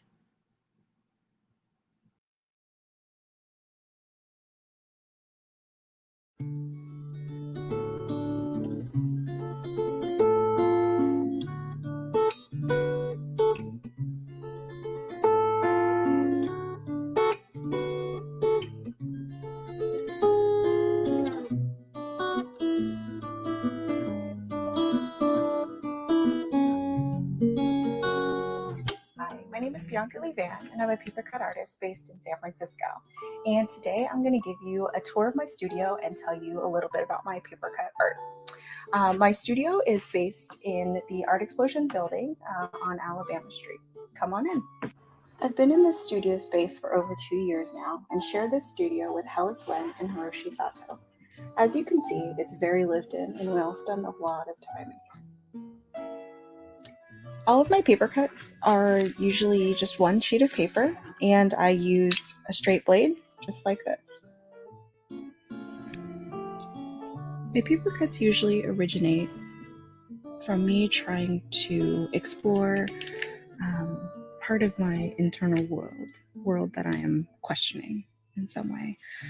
They're often of imagined landscapes that include mountains or trees, or the ocean in some ways, mixed in with, more manufactured elements like houses or boats. I also find things I observe in my environment that I also like to try to capture, like the reflection of the light on a water's surface. Paper cutting for me is very much a process of extraction or removal, as opposed to, an additive form or media. And it's about stripping away the paper, and, in doing so, it in some ways serves as a metaphor for me to go through these thoughts and ideas that I am thinking through. These are all pieces that I've been inspired by, like the level of detail in this German paper cut. I've also looked to woodblock cuts, particularly those of Lynn Ward and Otto Nuckel, for their emotional resonance. Even though I use a very precise blade to cut the paper, I don't expect or even strive to make every shape uniform. I want the viewer to see the imperfections as it's made, and also to see that it was made by hand, by my hand. Thanks for spending time with me today in my studio. You can connect with me on Instagram at Bianca Lee Van, or check out my website for upcoming events. And be sure to check out all the rest of the participating ArtSpan artists. Thanks.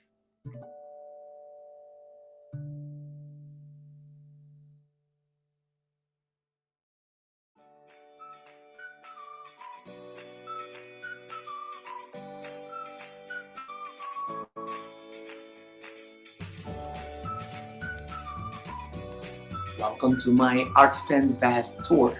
My name is Ramiro Cairo. I'm a San Francisco-based artist, and I'm originally from Buenos Aires, Argentina. Welcome to my cave. This is actually a garage, and this is where I spend most of my time making art. This is where I have my power tools, like my drill press and my table saw. Then it's all about tools and scrap materials. Let me give you a tour. This table is all about my metal scrap collection. These objects come from different machines that I disassemble. Mechanical machines, computer devices, television sets, radios, telephones, tablets, computers. I focus on the screens because they're inside of them. There's a lot of layers, plastic sheets that make actually the screen work. Because when you look through them, it's very psychedelic. Where I keep all the piano parts for my timbre series. So this is 88 pieces that come, because 88, the pianos have 88 keys, and this is for example, the hammer. And here is the white keys, the black keys, and that's a bunch of screws and part of all the piano action. And that's pretty much it. They are waiting for me to do something about it. If I had to describe my work, I'd say that it is a bit eclectic. That's because I can go from functional design work to pure visual art. But the thing that ties it all together is that I use geometry. Geometry as an expression in art. My work can resemble constructivist art, and that was a natural approach that I started using when I started expressing myself as a visual artist. Well, thank you for joining me in this tour. I really had fun doing it. Hope you too. Have a wonderful day, month, year. Cheers.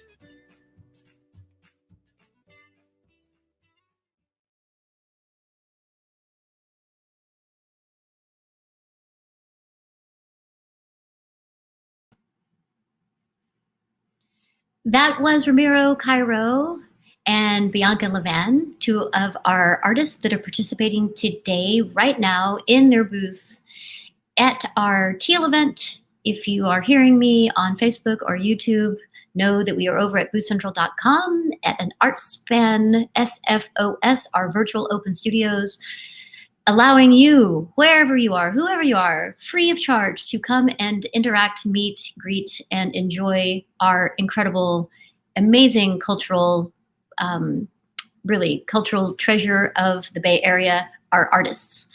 We have about 1,200 artist members. We have about 250 that are participating in our 4 events. We've already had 2 of the events. They've come and gone. You can actually watch the 4-hour live video feeds and definitely go visit them at their websites and get in touch with them at those other 2 events. We had a rose event and a gray event, and today we have the teal event, and next Thursday we have our gold event. How do we do this? Why do we do this? We are connecting artists and art appreciators, and who leads the charge in that above and beyond all others right now is our inimitable, irreplaceable Vanessa Wilson, who is our program manager. And I've asked her to come and join me right now on screen to chat with me about how things are going out there in virtual Open Studios land. And then most importantly, to talk a little bit about the program that she runs, programs that she runs, the fact that we do a lot of our programming with granted funds, and fundraising is a part of what we do. And after we chat for a bit and have Vanessa tell you kind of about the amazing things she's been doing to re-engineer our in real life, in-person virtual events to virtual that we've been doing, we're going to show you a video of some of our parties we normally have, including our auction from 2018, which is really fun and was a big fundraising effort to start the capital campaign for our Onondaga Art Center. Vanessa, are you there? I am here. Hi. Yay. Hey, Vanessa Wilson, how's it going out there in virtual world? How's it going out there today?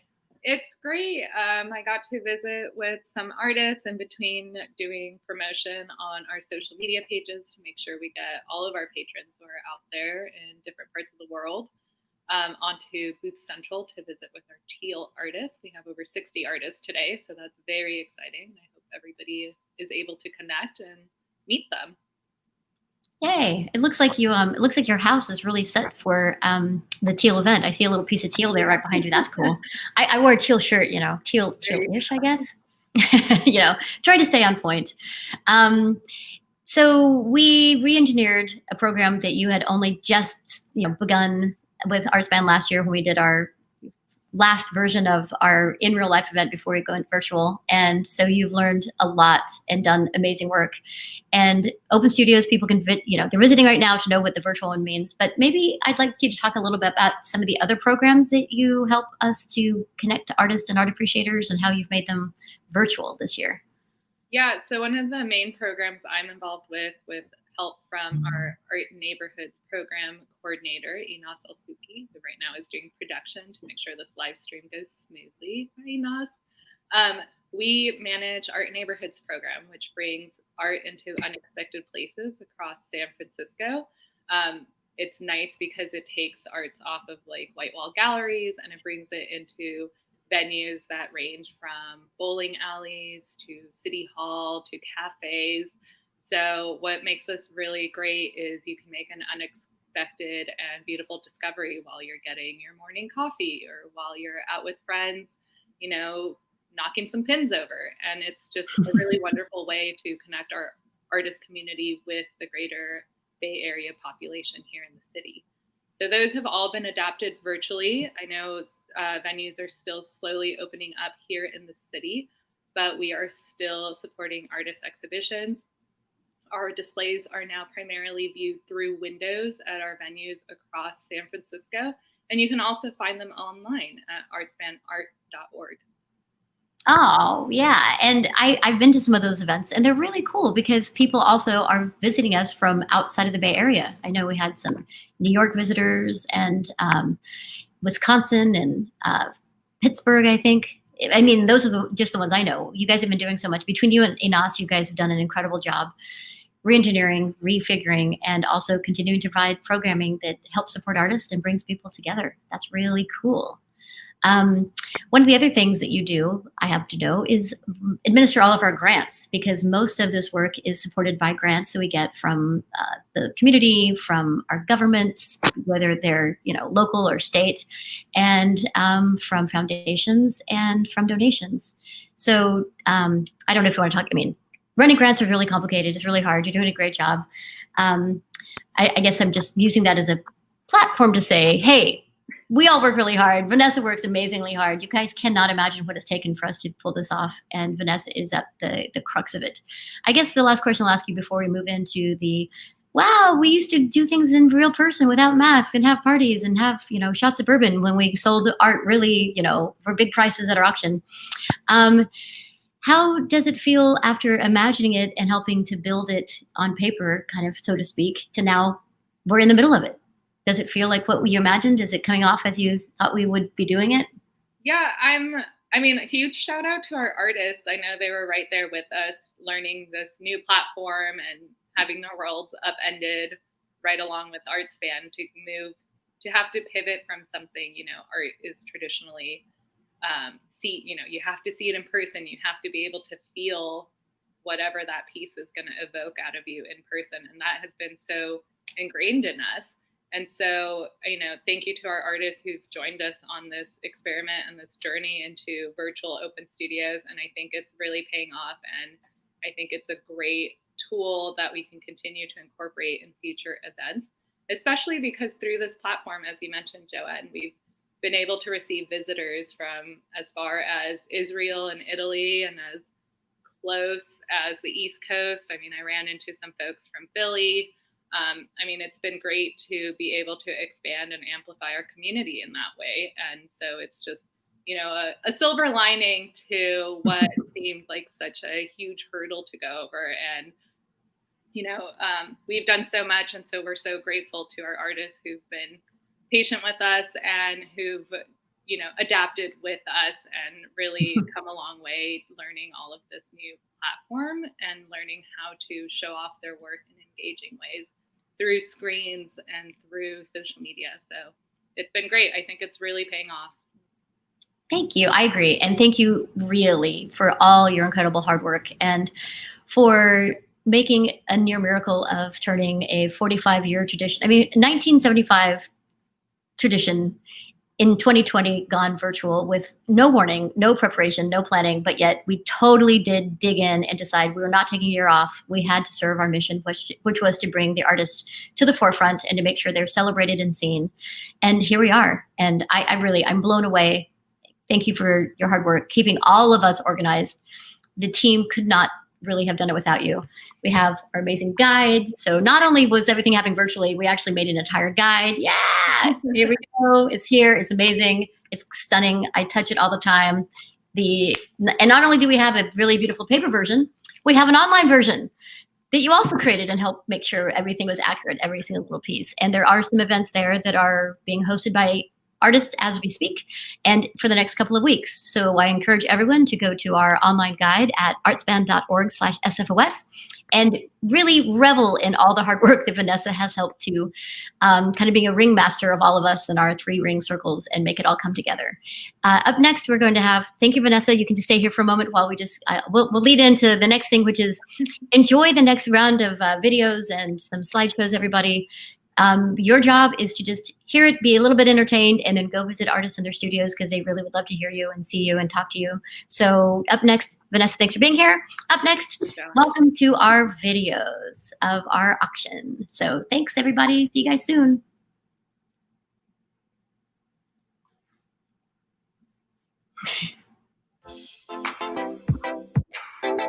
We are raising $250,000 tonight with your help.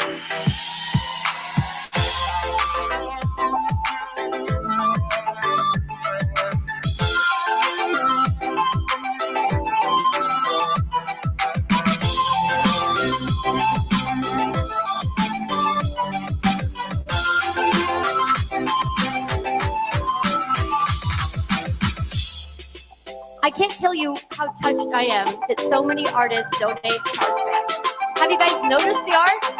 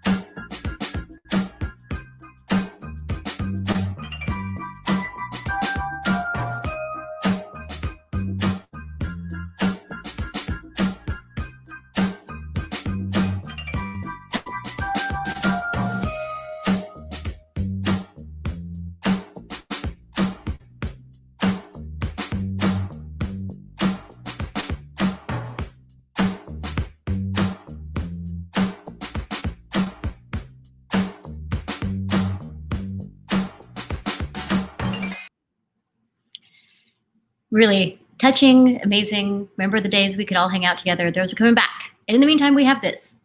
And now what we have is Victoria Heilweil out of her studio booth and in the studio here with us at the production station. Hi, Victoria. Hi. Hi, How's it how going are over you? there? Oh, good. I can hear you. I can see you. Can you hear me? I can hear you just great. Great. How's it going out there in virtual studio land? It's going pretty well. I think now that we're getting into the afternoon, I'm starting to see a few more visitors. You know, it's kind of like normal open studios, right? Like people are a little slow in the morning. And I have to tell you, we were like, well, you know, how do you navigate the real world, the virtual world? We've checked in with Booth Central a lot, and we're like, is it better to start in the morning, the afternoon? What's going on? And they've been monitoring their kind of like participation and audience. And they were like, well, you know, if you start a little earlier, being on the West Coast, you can catch some East Coast people. And sometimes people will get on Zoom and the internets before they take off and go do things in the real world now. So we have no idea, but we've heard from a few artists that were like, you know, it's a little quiet, kind of like normal open studios. You know, it's like morning and people are still having their coffee. And I'm like, yeah, but they're home. They could just get on and say hello. So maybe people are getting ready to come visit. Your place looks great. It looks like you're really ready for visitors. So I think, I just have I love your work. You're a great collaborator. I know you and your husband do some collaborative works together, but this is not about him. It's about you. Mm-hmm. But I was just going to ask, like, how is it? 1890 is a really amazing art community here in San Francisco. You're there, wondering what's it like now, and how are you guys keeping the flame alive, and how are you and your practice right now during COVID? Wow, that was like 6 questions. All I just basically want to feed you, and you talk for a while. I've been talking off and on too much, so.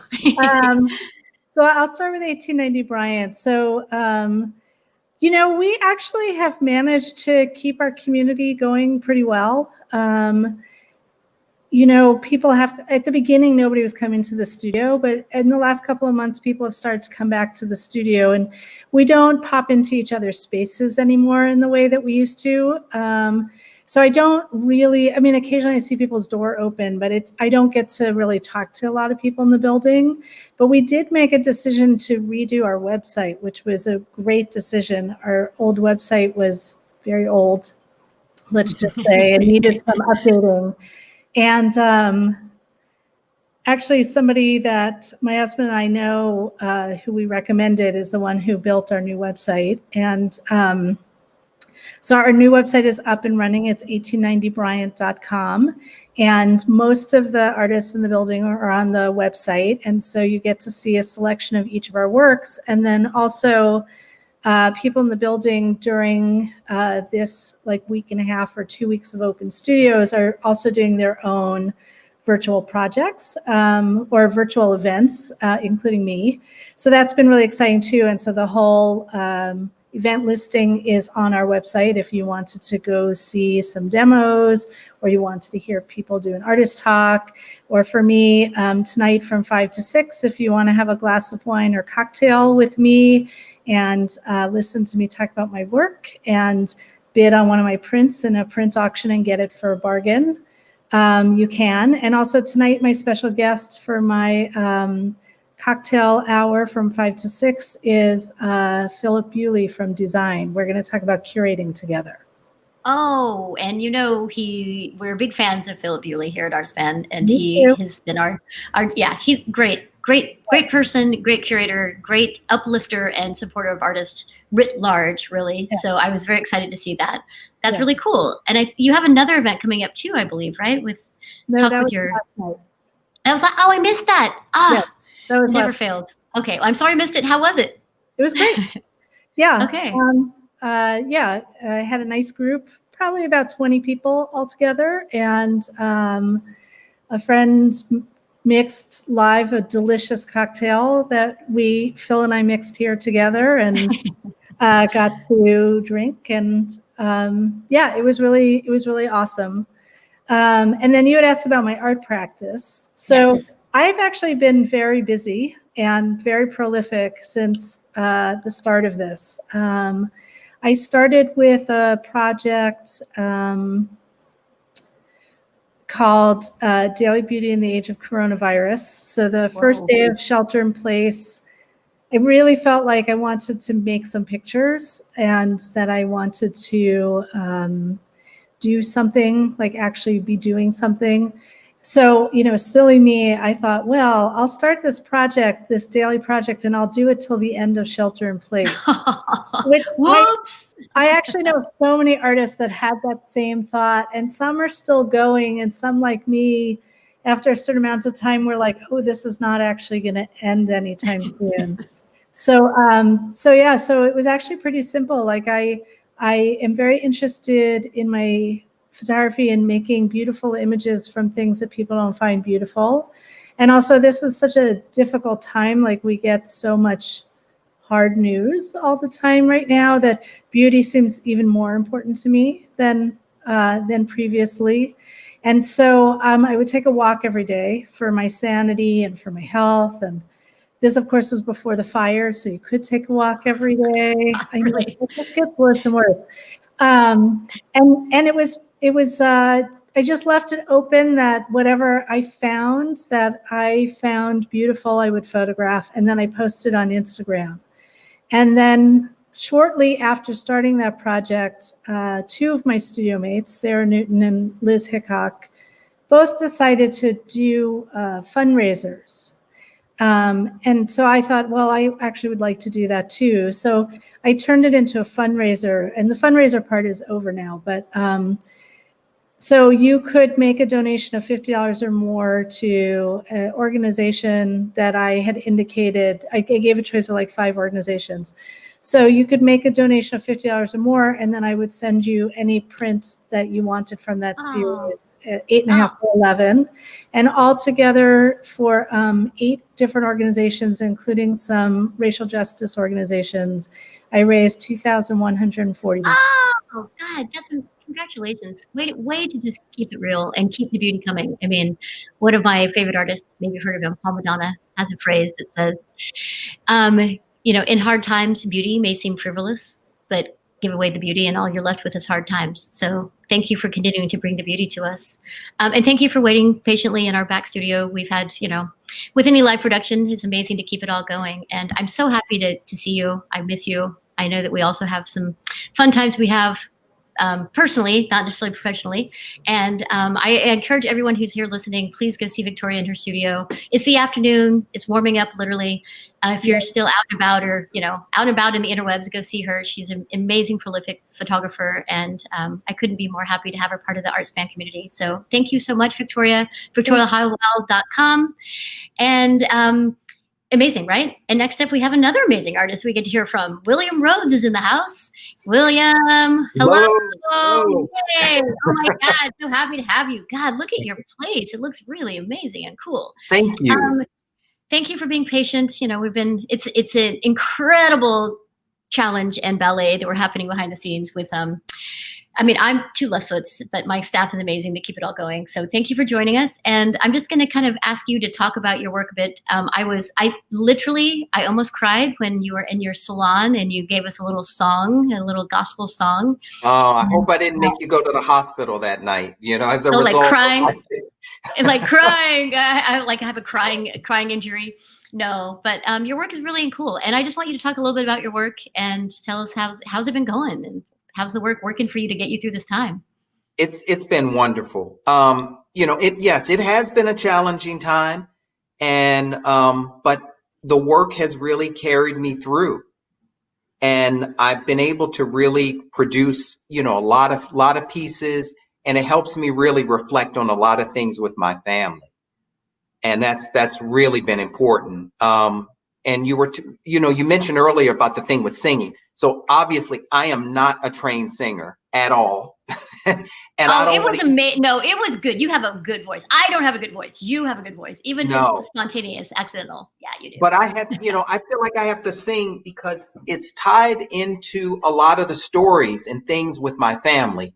Just a quick example. So in my free time, instead of looking at the news or things that would drive me crazy, I decide to sit and do these drawings, which I go into and do needle and thread. So I don't know if you guys can see, maybe the lighting. I'm going to try to get this so the lighting.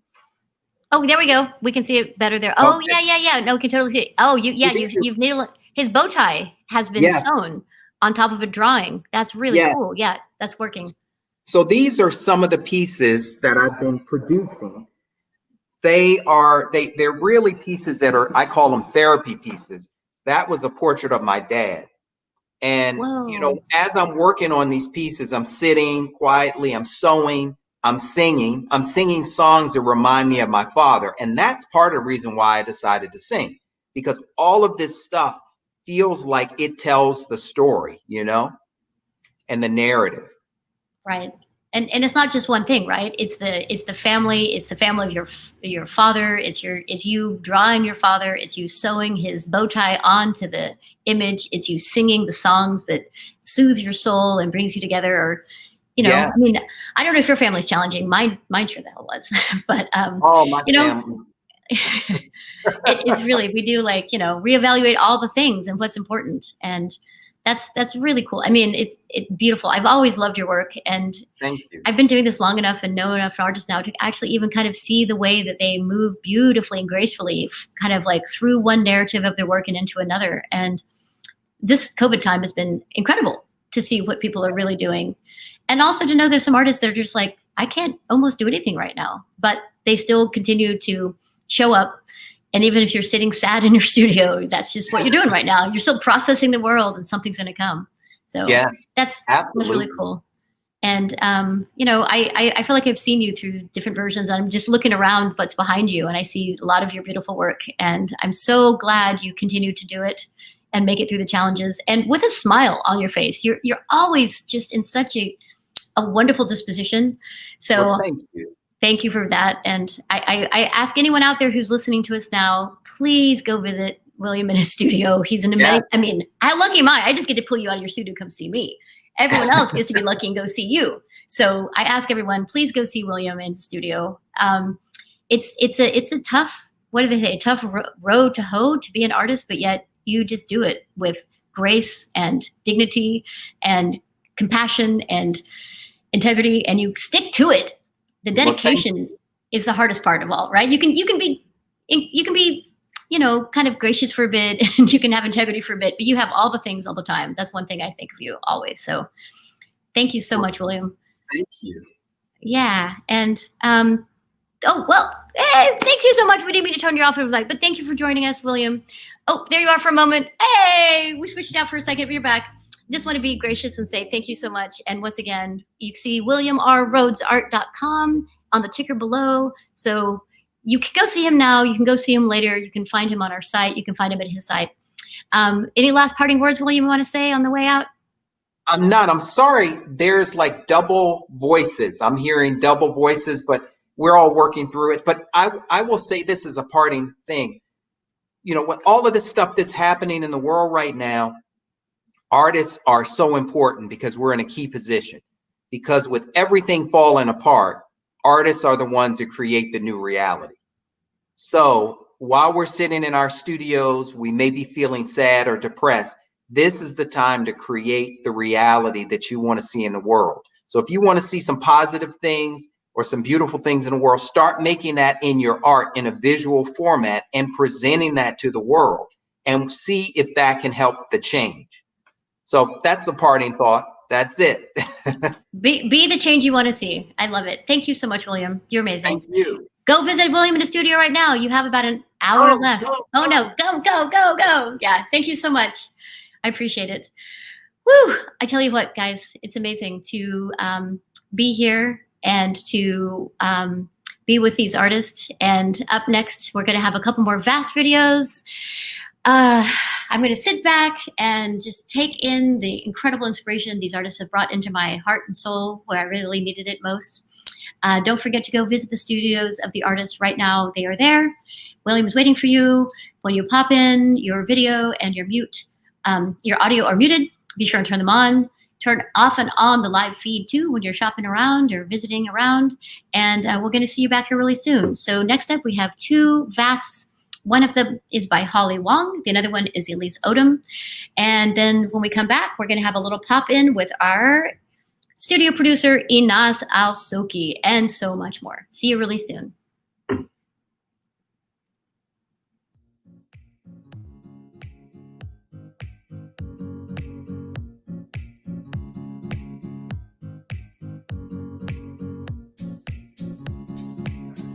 My name is Holly Wong.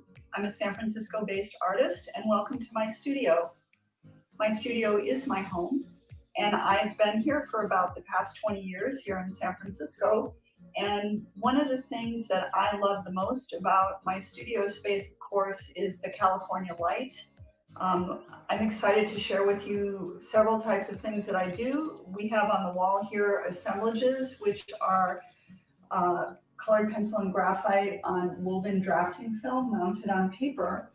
These works are available through San Francisco Open Studios, and I'm excited that I will be able to also share with you some installation work I've done, and also additional works that are wall-based. So why don't you come along? So this is an installation called Spiral Dance. It is colored pencil and graphite on drafting film. And they were originally individual modules that I sewed together with my sewing machine. The roots of this work are really about the neo-paganistic tradition of spiral dancing to draw power in. And so this is very much about celebration of energy. What I would say, and this is commonly a question that comes up when people look at my work, is, well, you know, you've hung this work, how would you ship that? It looks so fragile. These actually come apart into individual modules that I can easily roll up and ship. They're extremely lightweight. The final installation that I'm going to be sharing with you today, it is a work called She. It measures 14 feet wide by about 8 feet high by about 6 feet deep. It is colored pencil and graphite drawn on drafting film on both sides and then cut into these intricate different modules that are then layered and hung from the ceiling with monofilament wire. It is a piece that ultimately will be larger and will allow people to walk and navigate through it. Ultimately, my desire is to surround people with color, with life, with joy. I really appreciate you coming to my studio to visit me. I think that artists being in community, sharing our environments with others and with each other really brings us closer in these times when we are unfortunately forced to be distant. But it is so great to reach out to you, if only virtually. If you'd like to know more about my work, visit hollywongart.com. Thank you.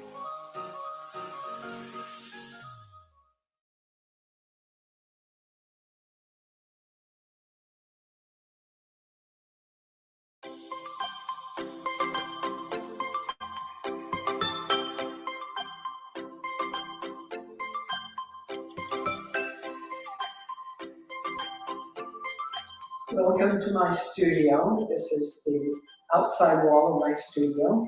What I am doing this year, and I've done in the past, is all of my proceeds will go to the San Francisco Balloon Food Bank, which at this point is really needed and important. So I want to welcome you all to come in. My name is Elise Owen, and this is my studio in the Mission.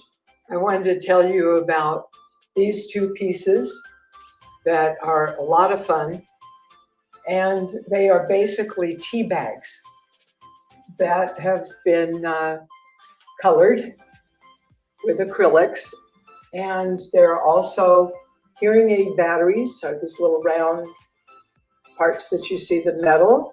With the tea bags, I've left some of the sayings on them. Also, these are probiotic sleeves, and then the pills have been popped out. And these are sink stoppers from like the dollar store, the 5 and dime. I wanted them to be very different from each other. So this one has ribbon and string and just a lot of funny little things from the stores I've found. Fabrics, paper that's been cut out. So I'm planning to do more of those. I have hundreds and hundreds. These are just a few of my materials of the tea bags and the probiotic sleeves that I am using. These are some of my abstract acrylics on wood panel. And then I have some smaller ones, the same. They're acrylic on paper, on wood panel. Thank you for visiting my studio.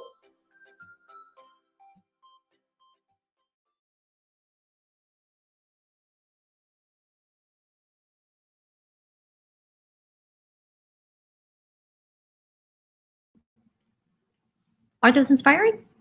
Those artists are in their studios right now. You can go visit them. Just scroll down and click on their join video chat right now and go into their booth and say hello. That is what we're here to do, to visit artists and be inspired and talk about their work. Up next, talking about inspiration and artist and work, we're going to bring in our current production manager, which means she's producing this show as we speak. And she's done so much more. Inas, are you standing by? Inas, Hi. hello.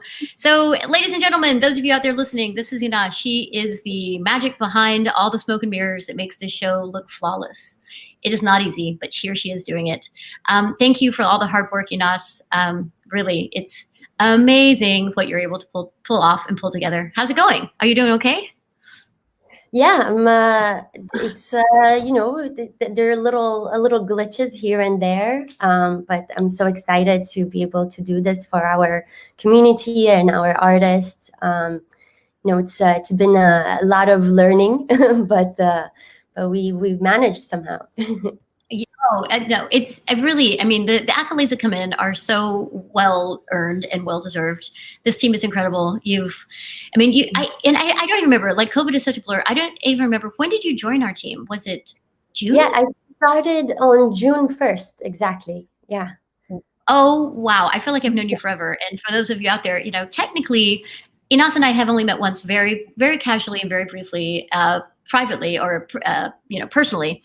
And we learned about her through a former staff that, you know, is a big friend and beloved by ArtSpan. And she recommended Inas, and Inas is relatively new to the Bay Area. And I couldn't be more thrilled to actually have you here now. You're an artist yourself, right? Yes, And yes, I am. Yeah, I was focusing on my art basically full time in Boston and New York. Now I'm you know, hopefully helping other artists through ArtSpan and trying to enter the San Francisco art community and to use my knowledge that I've, you know, in my experience in Europe and the Middle East and in New York to assist artists here. And you know, I really enjoy putting the exhibitions together. That's my most favorite part is hanging shows. We have a really incredible show coming up at Counterpulse. The opening reception is on the 15th with the Zedekiah Shield. Yeah. And I mean, of course, we have so many more. We have Ritual. We have the bowling alley, and we have Ferment, Drink, Repeat in Portora, Marca, Excelsior, and so many. Isn't it? I mean, really, it's amazing. And the fact that you have only been on the team for a few months, and yet you know all of our venues so intimately. You're responsible for really helping us pull off a new, we called it an art walk, which was before paying artists to make really cool art displays in businesses' windows, not to do a window display, but to do art. And then we called it a, you know, opening up with art because, you know, there's still a lot of shelter in place. You helped to manage that beautifully in the Excelsior district where our new Onondaga Art Center is coming, and that you are such a great curator as well. And that your passion, your true, heartful, deep-seated belief in why art matters and help supporting artists is what's carried us through so much. I mean, it's been challenging. You guys have done incredible work, and yet, you know, you're still smiling. I mean, I know some of us are like, "Wow, I'm sweating. That was pretty hard," but we got through it, and it's been amazing to watch everyone just really lean in and step up and bring their highest potential, their highest functional, amazing, calm, smiling selves to this challenging work. So I thank you deeply, and bringing so much of the world to us. Like, you've had incredible experience. You are really passionate about your own pursuit and those of others.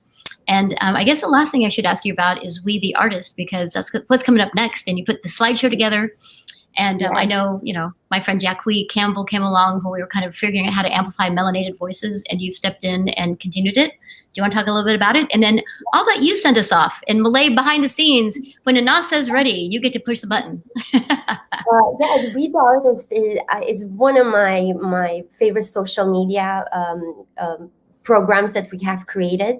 We we really highlight our diverse community, and we show how they're trying to use art to really talk about politics and talk about this crazy new world we are living in, and to create acceptance, and that we are all one.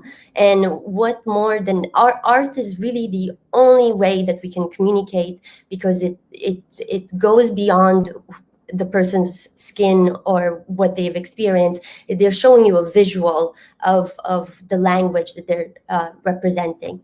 So with that, I would like to show you our artists. My beloved partner, Julie Milay, would you mind pressing the share screen? Thank you. And here we are. So good. Thank you, everyone. Here we are. Visit our artists. Bye.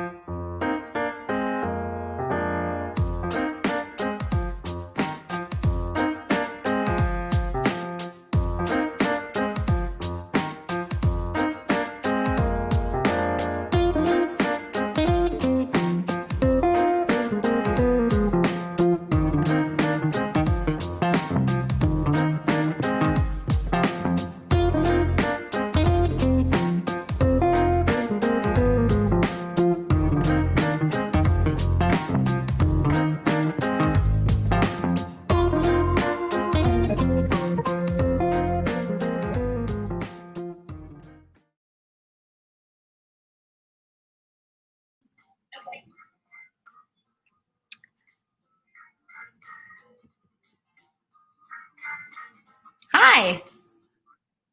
Welcome back. So we have a couple of artists ready to speak with you and me. Next up, we're going to have Kate Tova, and then we're going to have Ariel Gold. I just need to send a quick little note to say to my staff who's back there behind the scenes, call Ariel so she can help get on. But let's bring on Kate really quick. Hey, Kate, are you with us right now? It'd be nice to see you. Yes. Oh, hey. Yay. Well, this is proving why doing virtual matters, because I haven't never met you in person, but I love your work. And I've seen you around, and I know that you're one of our artist spotlights this year. So Yeah, that's so exciting. What? You have a paintbrush in your hand. I've been painting and like showing people, you know, some of the process, which is kind of like unique this year. That like last year I wasn't able to paint at the studio that I had. So where is your studio? Tell us about your studio. Tell us about your art. My studio is at my home because I paint like from early in the morning till late at night. So I wouldn't be able to commute somewhere because I'll basically be like never home. And I got very lucky with the place. I moved from New Orleans and we found this like amazing apartment on the top floor with like, I have the view of like Golden Gate Bridge and I see downtown and the ocean and like a lot of windows and lights. So it's like, I don't want to go to like any studio from my home because it's like so perfect. So you have a lot of inspiration right there at home. Yeah. Yes. Yeah. And what a perfect gift to give your future self, to move to San Francisco and pick the right place to then be shut at home for 6 months.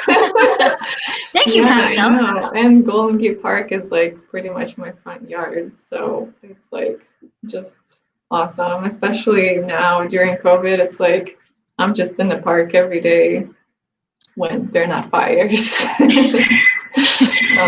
But yeah. What else can we have, right? Yeah.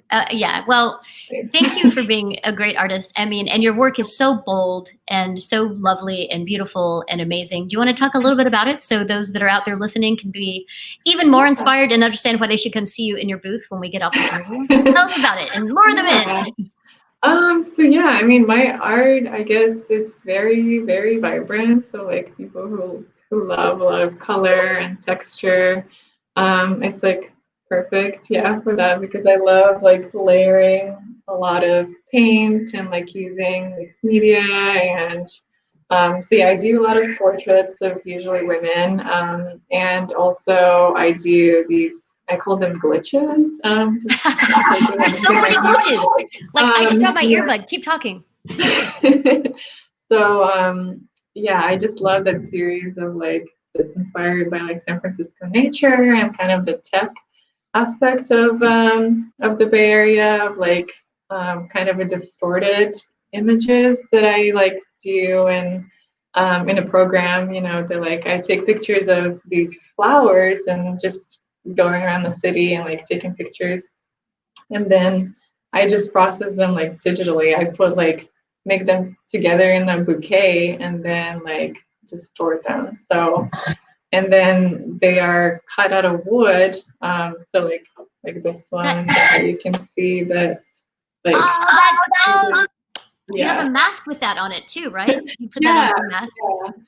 So like it's very cool, to see it in person. Like it's hard to show it. I need to show it like in an interior when I show this work, because like otherwise people think that it's just, you know, painted on canvas that's like square if I put it like on the white background. But it just looks awesome like an interior when it's on the wall, you know, like above like a table or a couch or something. Like it's like the centerpiece of the room. It's funny, and I've seen that work, and now I understand it more. I mean, that's why it's so great to go talk to artists in their studios, because it's a glitch. It's a flower that's been glitched and recreated by your beautiful hand and your amazing palette. And now I even know it better. That's amazing. I know. Oh, somebody's Can you hear me? Can you hear me? You know, sometimes things. Can you still hear me? You never know. I can still hear you. Yeah, I hear somebody else in the chat too. You never know what might be going on behind the scenes. Yeah. I don't know how much you know about this technology, but until about March, I knew nothing. Neither did my staff. Yeah. So it's been an incredible learning curve. But really the reason why we do it is to make sure that artists like you get to be heard and seen and appreciated and experienced. And I'm so this is a thankful. weird platform, but it's what we got. And you get to be in your apartment and say hello to the world. I hope you've had some good visits today. Some people come by and say hello.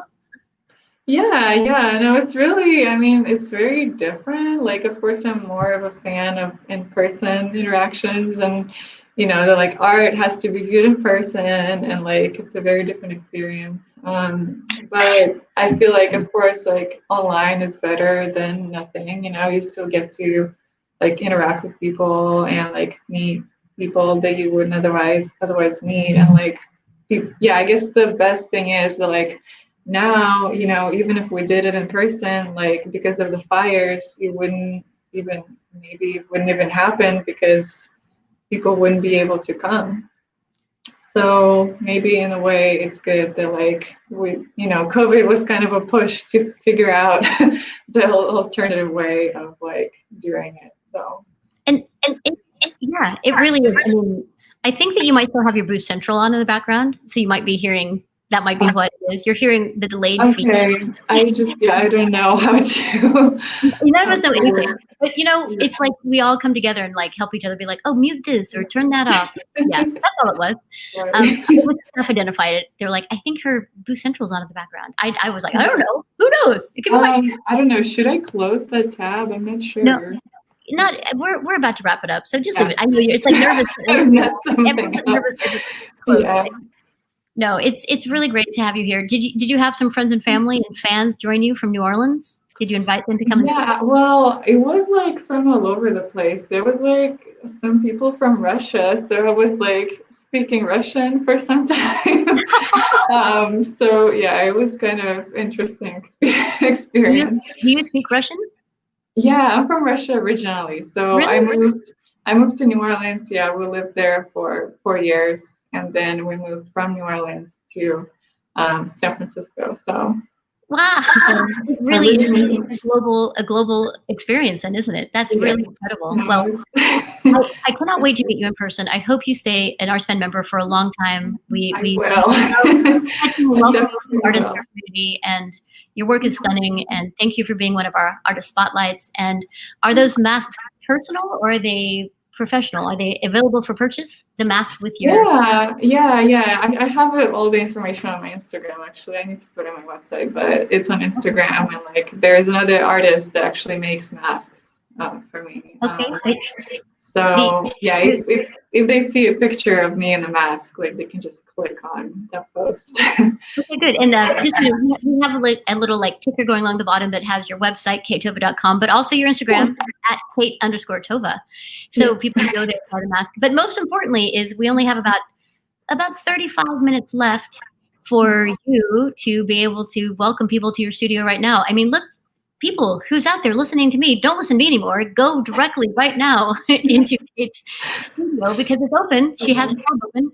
Go in there and see her do some more live painting. Thank you so much for joining us. Thanks for taking a little time away from your Yeah, nice meeting you. You too. Hopefully in person someday, but yeah, I hope so. Hopefully sooner rather than later. Thanks so much for joining. Nice meeting you too. Thank you. Bye. Amazing. It is so amazing. So next up, well, before we even lead into what's next up, wasn't that cool? She's doing their painting Russia via New Orleans to us and to all of you, wherever you are in the world. Wherever you are, you can go and look at Kate painting right now in her studio. Her amazing top floor apartment that's really great. She has a room to paint from, and she can look over the Golden Gate Bridge.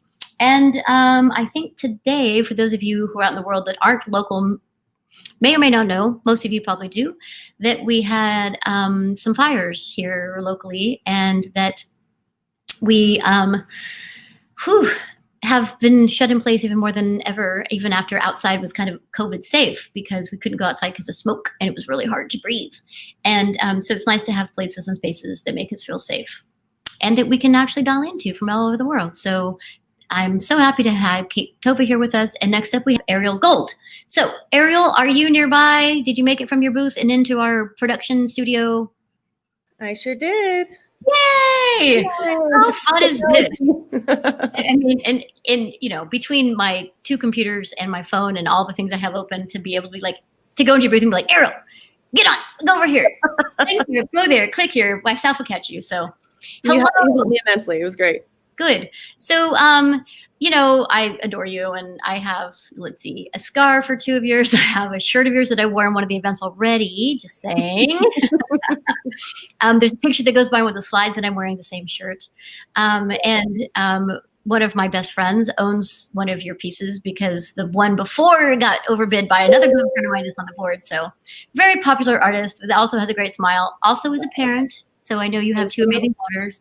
But let's talk about your art and let's talk about your commissions. I think about that commission you did in that apartment that was amazing, but I think that now you're getting known for that. So tell us about your art. Tell us about that beautiful, deep, dark, rich, amazing, thick splatter of paint, but it's not a splatter. It's intentional and gorgeous. It is. Thank you so much. So yes, I have a couple different collections. I have some textured work that I did at the Salesforce building through you guys with the Salesforce Transit Center. And then I think what a lot of people know me most for is are these brushstroke pieces.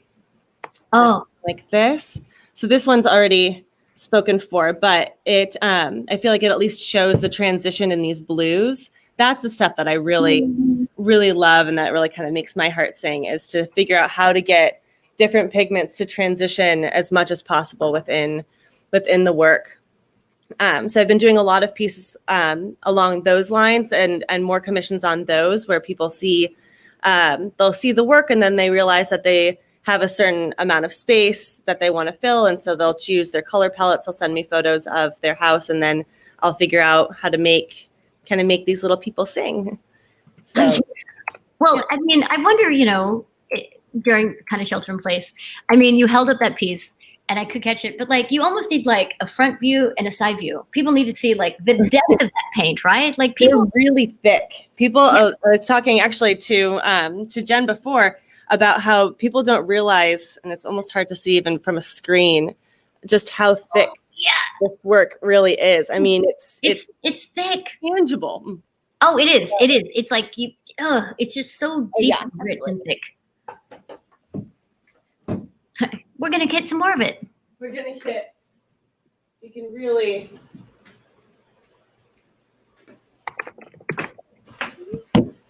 Really kind of see when it doesn't have the frame on. Yeah, it was into the frame. Oh, yeah. No, that's it. Yeah, we can totally. How much paint is really on, and that's after it's dried. So initially it's even thicker. It's really pretty intense.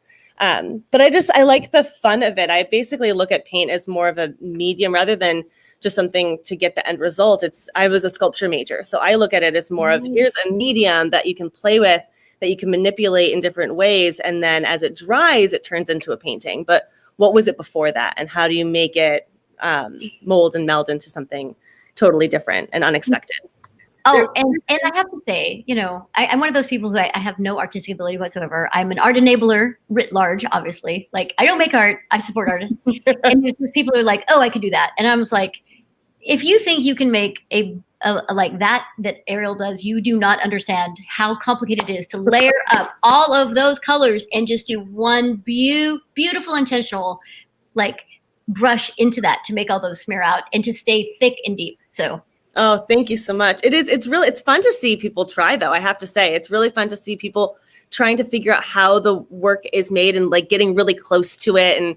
And I think that's what makes art so fun, is that it's personal and it's something that you want to try your hand at. And I love, if I can be an inspiration for someone to pick up a paintbrush and to try something, then go for it. It brings so much joy to my life. I would love to spread that.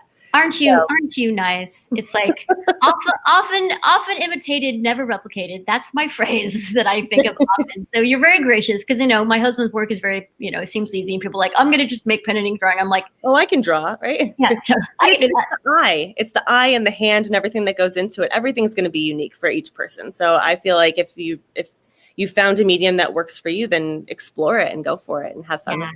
So. And you really have, and from those that amazing series, I see some of the other series that you use, the Salesforce Tower mural that you did, that then turned into like that incredible hallway that you painted in that apartment that I'm talking about with the commissions. Yeah. Now you're doing commissions. So talk about the commissions. I mean, don't let any cats out of bags if there's some people waiting for commissions out there. You can talk about, some aspects of it. They may not give anything away. Yeah, so I have a few that are working now. I'm closed for commissions at the moment, but we'll be opening up again after next month. And then basically, I love making work for people. I love making work, period. But when someone sends me a photo of their home and they have specific dimensions on that they're looking for, it's really fun to collaborate with the owner and figure out what is it that they want out of that space. What kind of vibe are they looking for? What's the feel in their home that they want this artwork to represent? And then it's fun for me on my end where I get to then make that, and I get to make something for someone, and it's specific and it's personal, and I get to get involved in that and then be part of somebody's home. So I've been really having a good time with those pieces from, smaller works all the way in a series of them. So I did one where it's 62 of these little small pieces. Wait, 62? Yeah. What when the what? Whole wall. It's immense. Yeah, it's humongous. Well, congratulations on that kind of like. Thank you. So that, and then painting directly. The piece you were referring to earlier was it's a model home in Oakland, and so I did the whole entryway. There's pictures on my Instagram, but the entire entryway and hallway leading into the bedroom of that, where I just painted directly on the wall. So instead of doing wallpaper, instead of filling it with pieces and putting holes in the wall, we just painted directly on in itself. So the entire entryway is an art piece, which again, I love the idea of coming up with new ways to invent a space, working with designers, working with architects to make something different, make something new. It's really, I have to tell you, like, I someday I'll have you to my house. I mean, I'm sitting there now, but you can't tell. I live in a former corner market, so it's just one big box, but I do have the hallways. But I have to say, I was just like, someday I would love to have my hall filled with that beautiful, beautiful Aero Gold application. Got my number. Yeah, I do. Oh, I know. I got your number. And I really couldn't be happier for your success and for knowing you and having brought you through the general building program, and off you are to the Dog Patch Collective. And you have. I really feel like you guys gave me my start in feeling like a professional artist. I was always making stuff, but there's something about having a studio, open studios, right? This is kind of a big deal for a lot of artists, is to have their space where they can continue working and they can continue having something to a place to go where you can keep all of your stuff out, and you don't have to worry. I have 2 kids, so I don't have to worry about them going through all of it and getting paint on everything. And so it's nice I feel loved and welcomed from you at ArtSpan. And because of all of that, I mean, now I have a piece that's upcoming at the DeYoung Museum, and I wouldn't have had that. I made that in the journal building. That's the piece that the biggest piece I could fit in there. And so that's the size that I started working on. And now it's going to really cool places. So I thank you so much for everything you've done for me. Well deserved. And really, thank you for being a part of our community, and stay so. And does your youngest daughter have a closet she gets to call her own, of her own little secret studio in your new studio space right now? No. Oh, I bet she's bummed. Where's my studio, Mama? Yeah, they both really want to have space in here, but this has become kind of my more adult space, which I'm loving. And then they have, but then when they do come in, they have their canvases that they work on that are hiding behind this big storage container right now. So we have to make it a family fair at some point, right? On occasion, but it's mom space. Boundaries are good for children. Mom space, your space. Yeah. Yeah. Well, thank you for taking the time out of your booth today and joining us. Thank you for having me. It's been great. It's been really fun. I think we're overdue for a couple of drinks. Maybe, is your husband still working at Hazel's? Where is he now? I mean, most of the bars are closed right now. So where am I talking about? Nothing's open. No, I'm working. I'm the one that's kind of making everything happen. Can you believe it? Living in San Francisco as a full-time artist and raising a family and all the things. This is supporting a husband. My dream come true. It took a pandemic to really launch everything out, but it's been fun. Congratulations. I mean, really. And I mean, I did hear you slip in there like, well, my commissions are closed for the next month, which means she's busy, people. She's really busy. Kudos, well-deserved. I can't wait to come see you. I can't wait to come see your new studio. You're not very far from me. No, come on up. Outside. Okay. I'll make an appointment. I'll bring my mask. Are you making masks? I haven't made masks. I haven't really had the time. And there's so many artists and so many amazing organizations that have been, and their funding is going towards great causes. I actually didn't want to pull away from that. So I've been buying masks, but I'm not making any myself. Well, I'll just wrap support local artists that are doing it. Don't buy from mass chains. There's so many amazing artists that are doing great things out there. So I agree. All my masks are made by someone I know. And I can just wrap your scarf around my face and come see you. That's what I'll do. Perfect. Okay, great. Thank you so much. Everyone go see Errol right now. You only have about 45 minutes left for Open Studios today. Thank you. Adore you. See you really soon. Okay. Whew, gosh, really, really refilling my well. Amazing. So really fun and cool to hear these artists. I just met Kate Tova for the first time, and I obviously know Ariel. She's been a part of our community, and she moved from our journal building to another studio recently, and I haven't seen her in a long time. Up next, we're going to have a couple more videos from our Burnside house band. Burnside and the Tinlings are both of our house bands. We have 2 videos right now from Burnside. Listen to the music for a moment, then please go visit in the studios. And when we come back, we're going to have an interview with Henry Jackson, another friend of mine, amazing artist, long time ArtSpan member. And Burnside, I just want to say the first video you see is about voting. So remember, our voices matter, our voices count. Go vote, go vote. Thank you, and I'll see you really soon.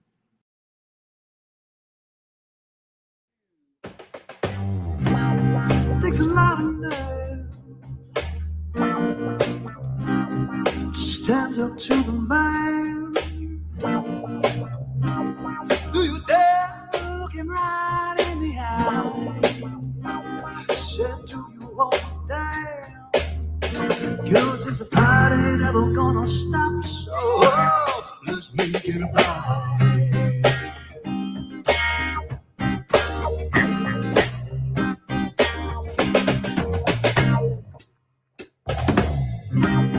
Picture righteous girl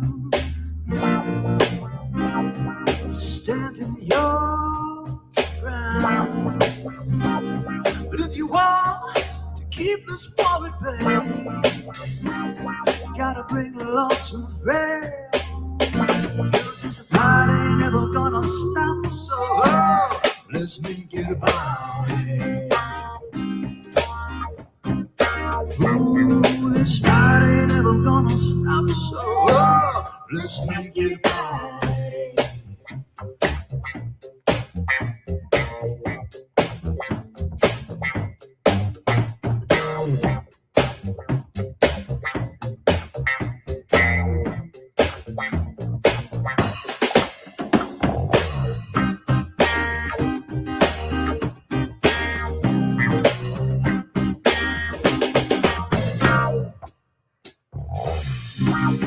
It ain't easy, boy, carrying the light. If the dark is where the world had its fun, then we don't stand a chance. 'Cause it's a party never gonna stop, so let's make it a party. Ooh, this party never gonna stop, so let's make it a party.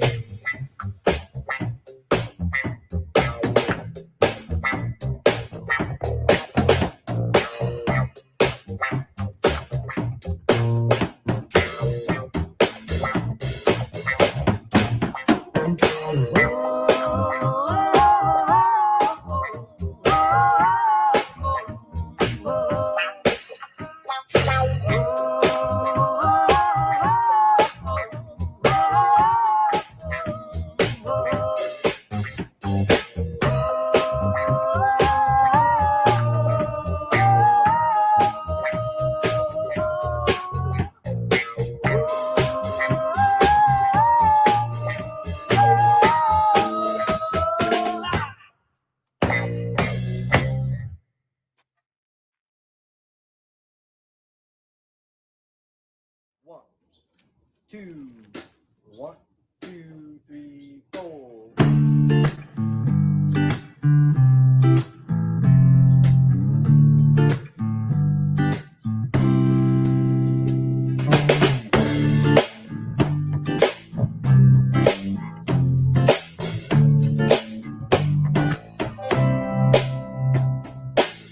My grandma said to save it all, you'll never use. Might be big, might be small. She drank Chardonnay throughout the day and fed us whiskey to keep us sane. Lots of wonders, bottomless vessel with goods for oils, yeah. Lots of wonders, bottomless vessel packed with goods for oils, yeah.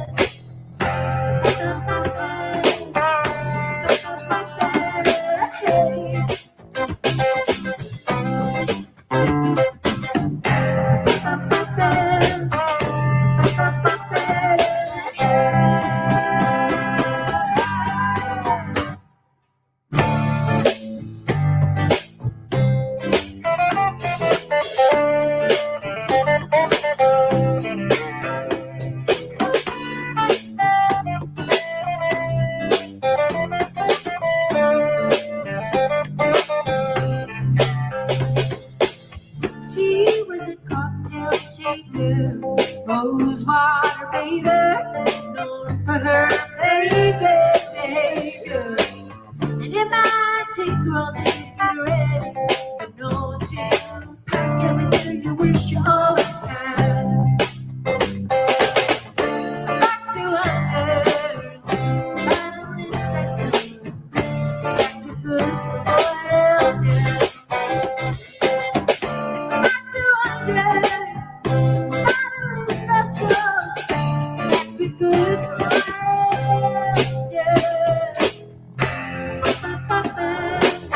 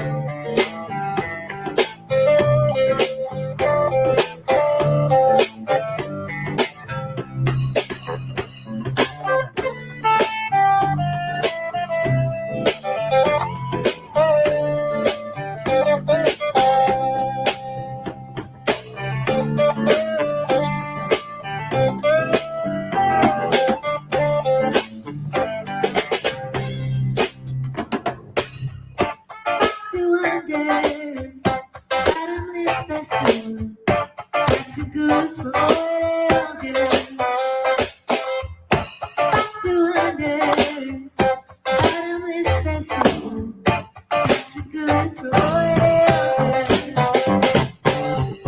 Lots of wonders, bottomless vessel, packed with goods for oils, yeah. Goods for oils,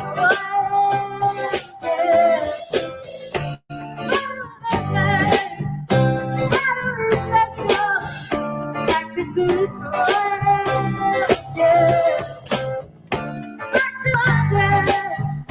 Bottomless vessel, packed with goods for oils, yeah. Bottomless vessel, packed with goods for oils, yeah.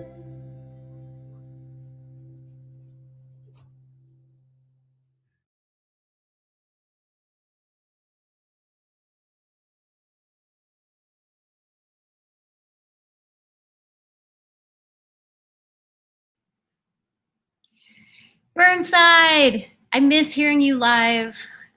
Glad that we have Jason working with us. Valuable member of the team. Everybody loves Jason. The team loves Jason. When we were working in the office, he would take, let's see, the train to the ferry to BART, then walk up from Sebastopol, and he'd go through the ferry building, and he would bring us, chocolates and bread and cheese from the ferry building. So the whole office, really loves Jason. Well, those that have met him.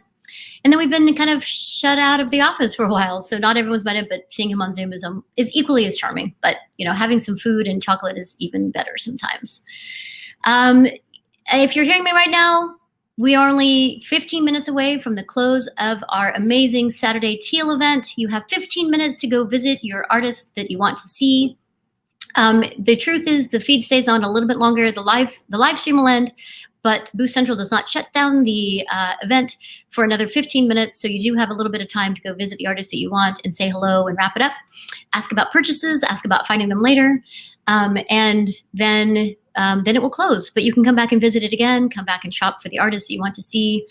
Definitely make sure to say hello to as many as you can, even in the next 15 to 20 minutes.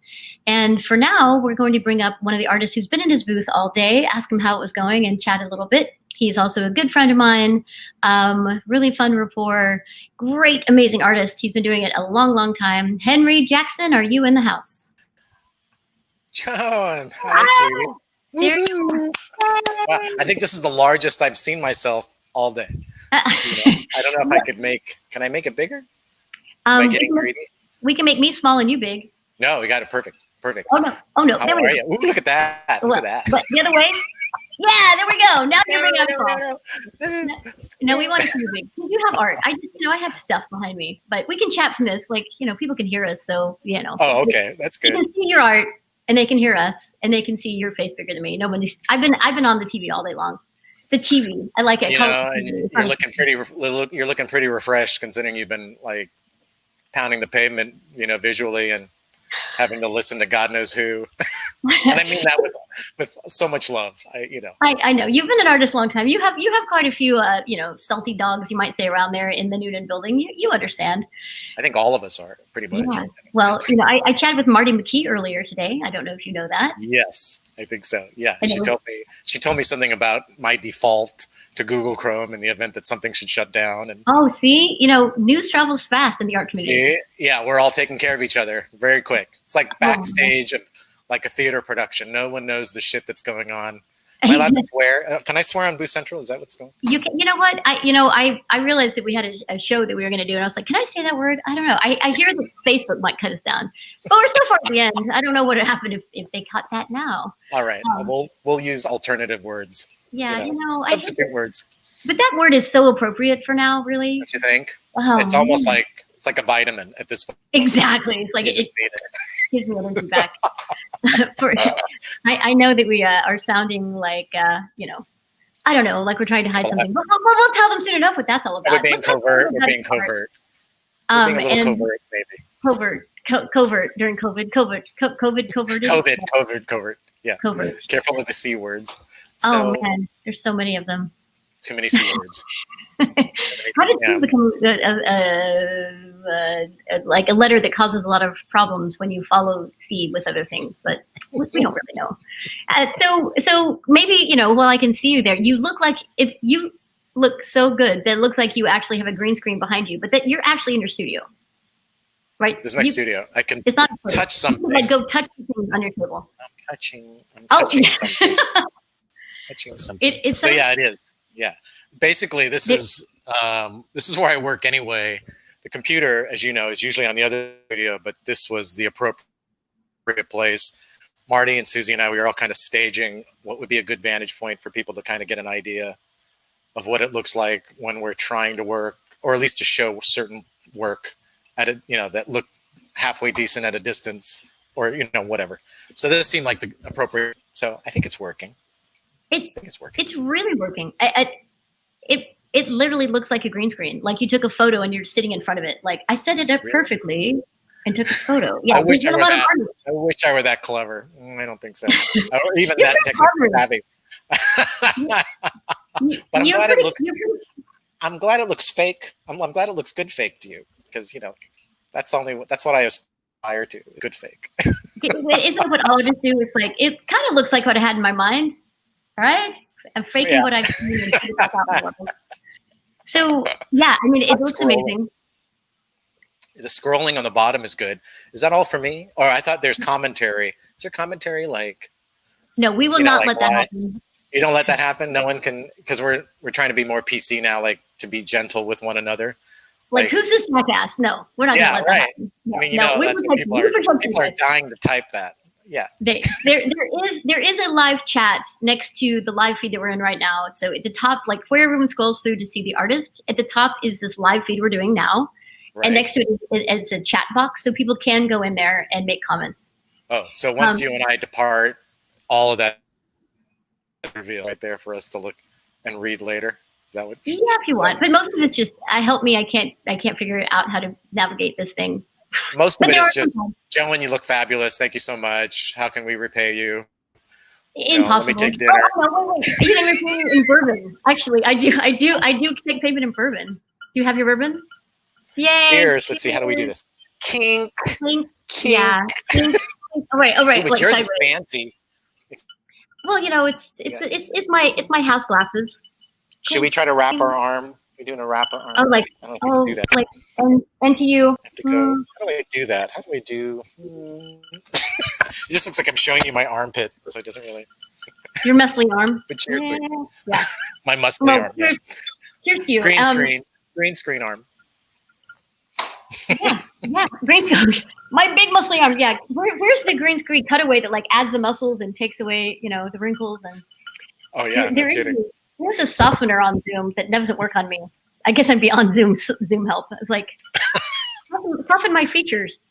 That's the next Boost Central app that we need to request. Well, it just takes some Vaseline, right? You're just like, just Vaseline. Vaseline drop down. Yeah. The Faye Dunaway filter, soften all the edges. Yeah. Right. Hollywood stars of the 30s. You know. That's me. That kind of. That is you. But I think I'm more of like the disco 70s star person. Like if there was an era in which I'd fit into, I think it's more the 70s. 70s for sure. Definitely a good fashion decade. And 80s. 80s. I don't even know what 90s. 90s is grunge. I don't even know what today is. Yeah, 90s was depressing. 90s was all about depressing. I think was something like that. I was busy working hard. I left home. I was working hard, traveling around the country, landing in San Francisco in the mid-90s. I've been working hard. I didn't notice fashion anymore. So not when you come to San Francisco. San Francisco just kind of sucks the fashion, right? Well, it just goes black. You just go to black and gray. You don't, foggy black and gray. See, exactly. I did wear teal today for our Teal event. So I literally haven't put the shirt on in probably 3 years. I was like, this is I do actually have a blue shirt with a little bit of teal here, but you can't see it. I can't tell if these are two gays or two lesbians, but I'm not sure. a friend of mine made the T-shirt. It's just from an I guess it's an anonymous print she bought. I don't know. She's a collector, but she converts all these anonymous prints into kind of cool T-shirts, and so so we don't know who these two people are, sex-wise. That's okay. That's San Francisco. It seems appropriate. It could be anywhere in between. I know. It could be anywhere on the spectrum anymore, right? Non-binary. It's better to not even know. They are on your shirt. That's the age we live in. Better not to know.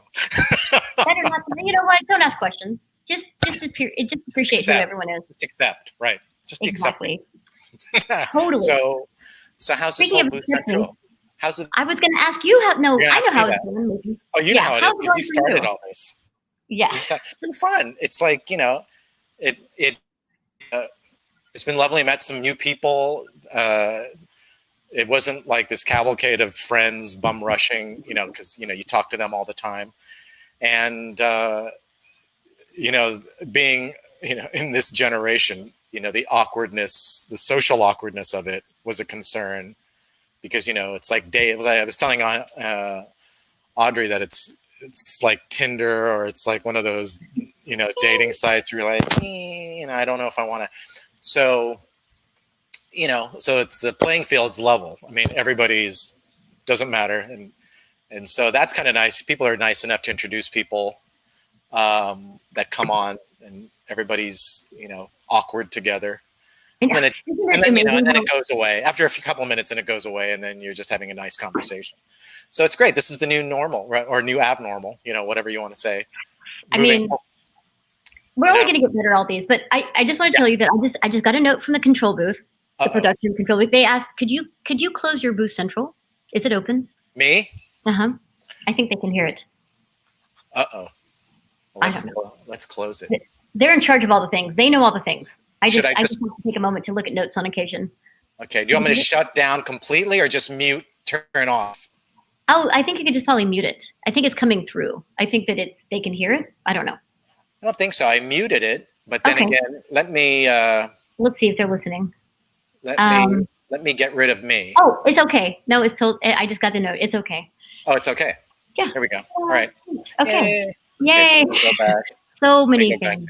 Okay, there we go. So many things. So yeah, I totally agree. I mean, it's funny because I'm a totally social person. I love our artists, and even my first few times when we were kind of sampling Booth Central and like dropping into booths, it's kind of like, oh, hello, random stranger. I'm dropping into a booth of yours. Hello, and but it takes after a couple you get used to it, and then you just get into the rhythm, and you're just like we're just connecting locally or across the world. Who knows who you are? Let's just talk about art and let's be cool.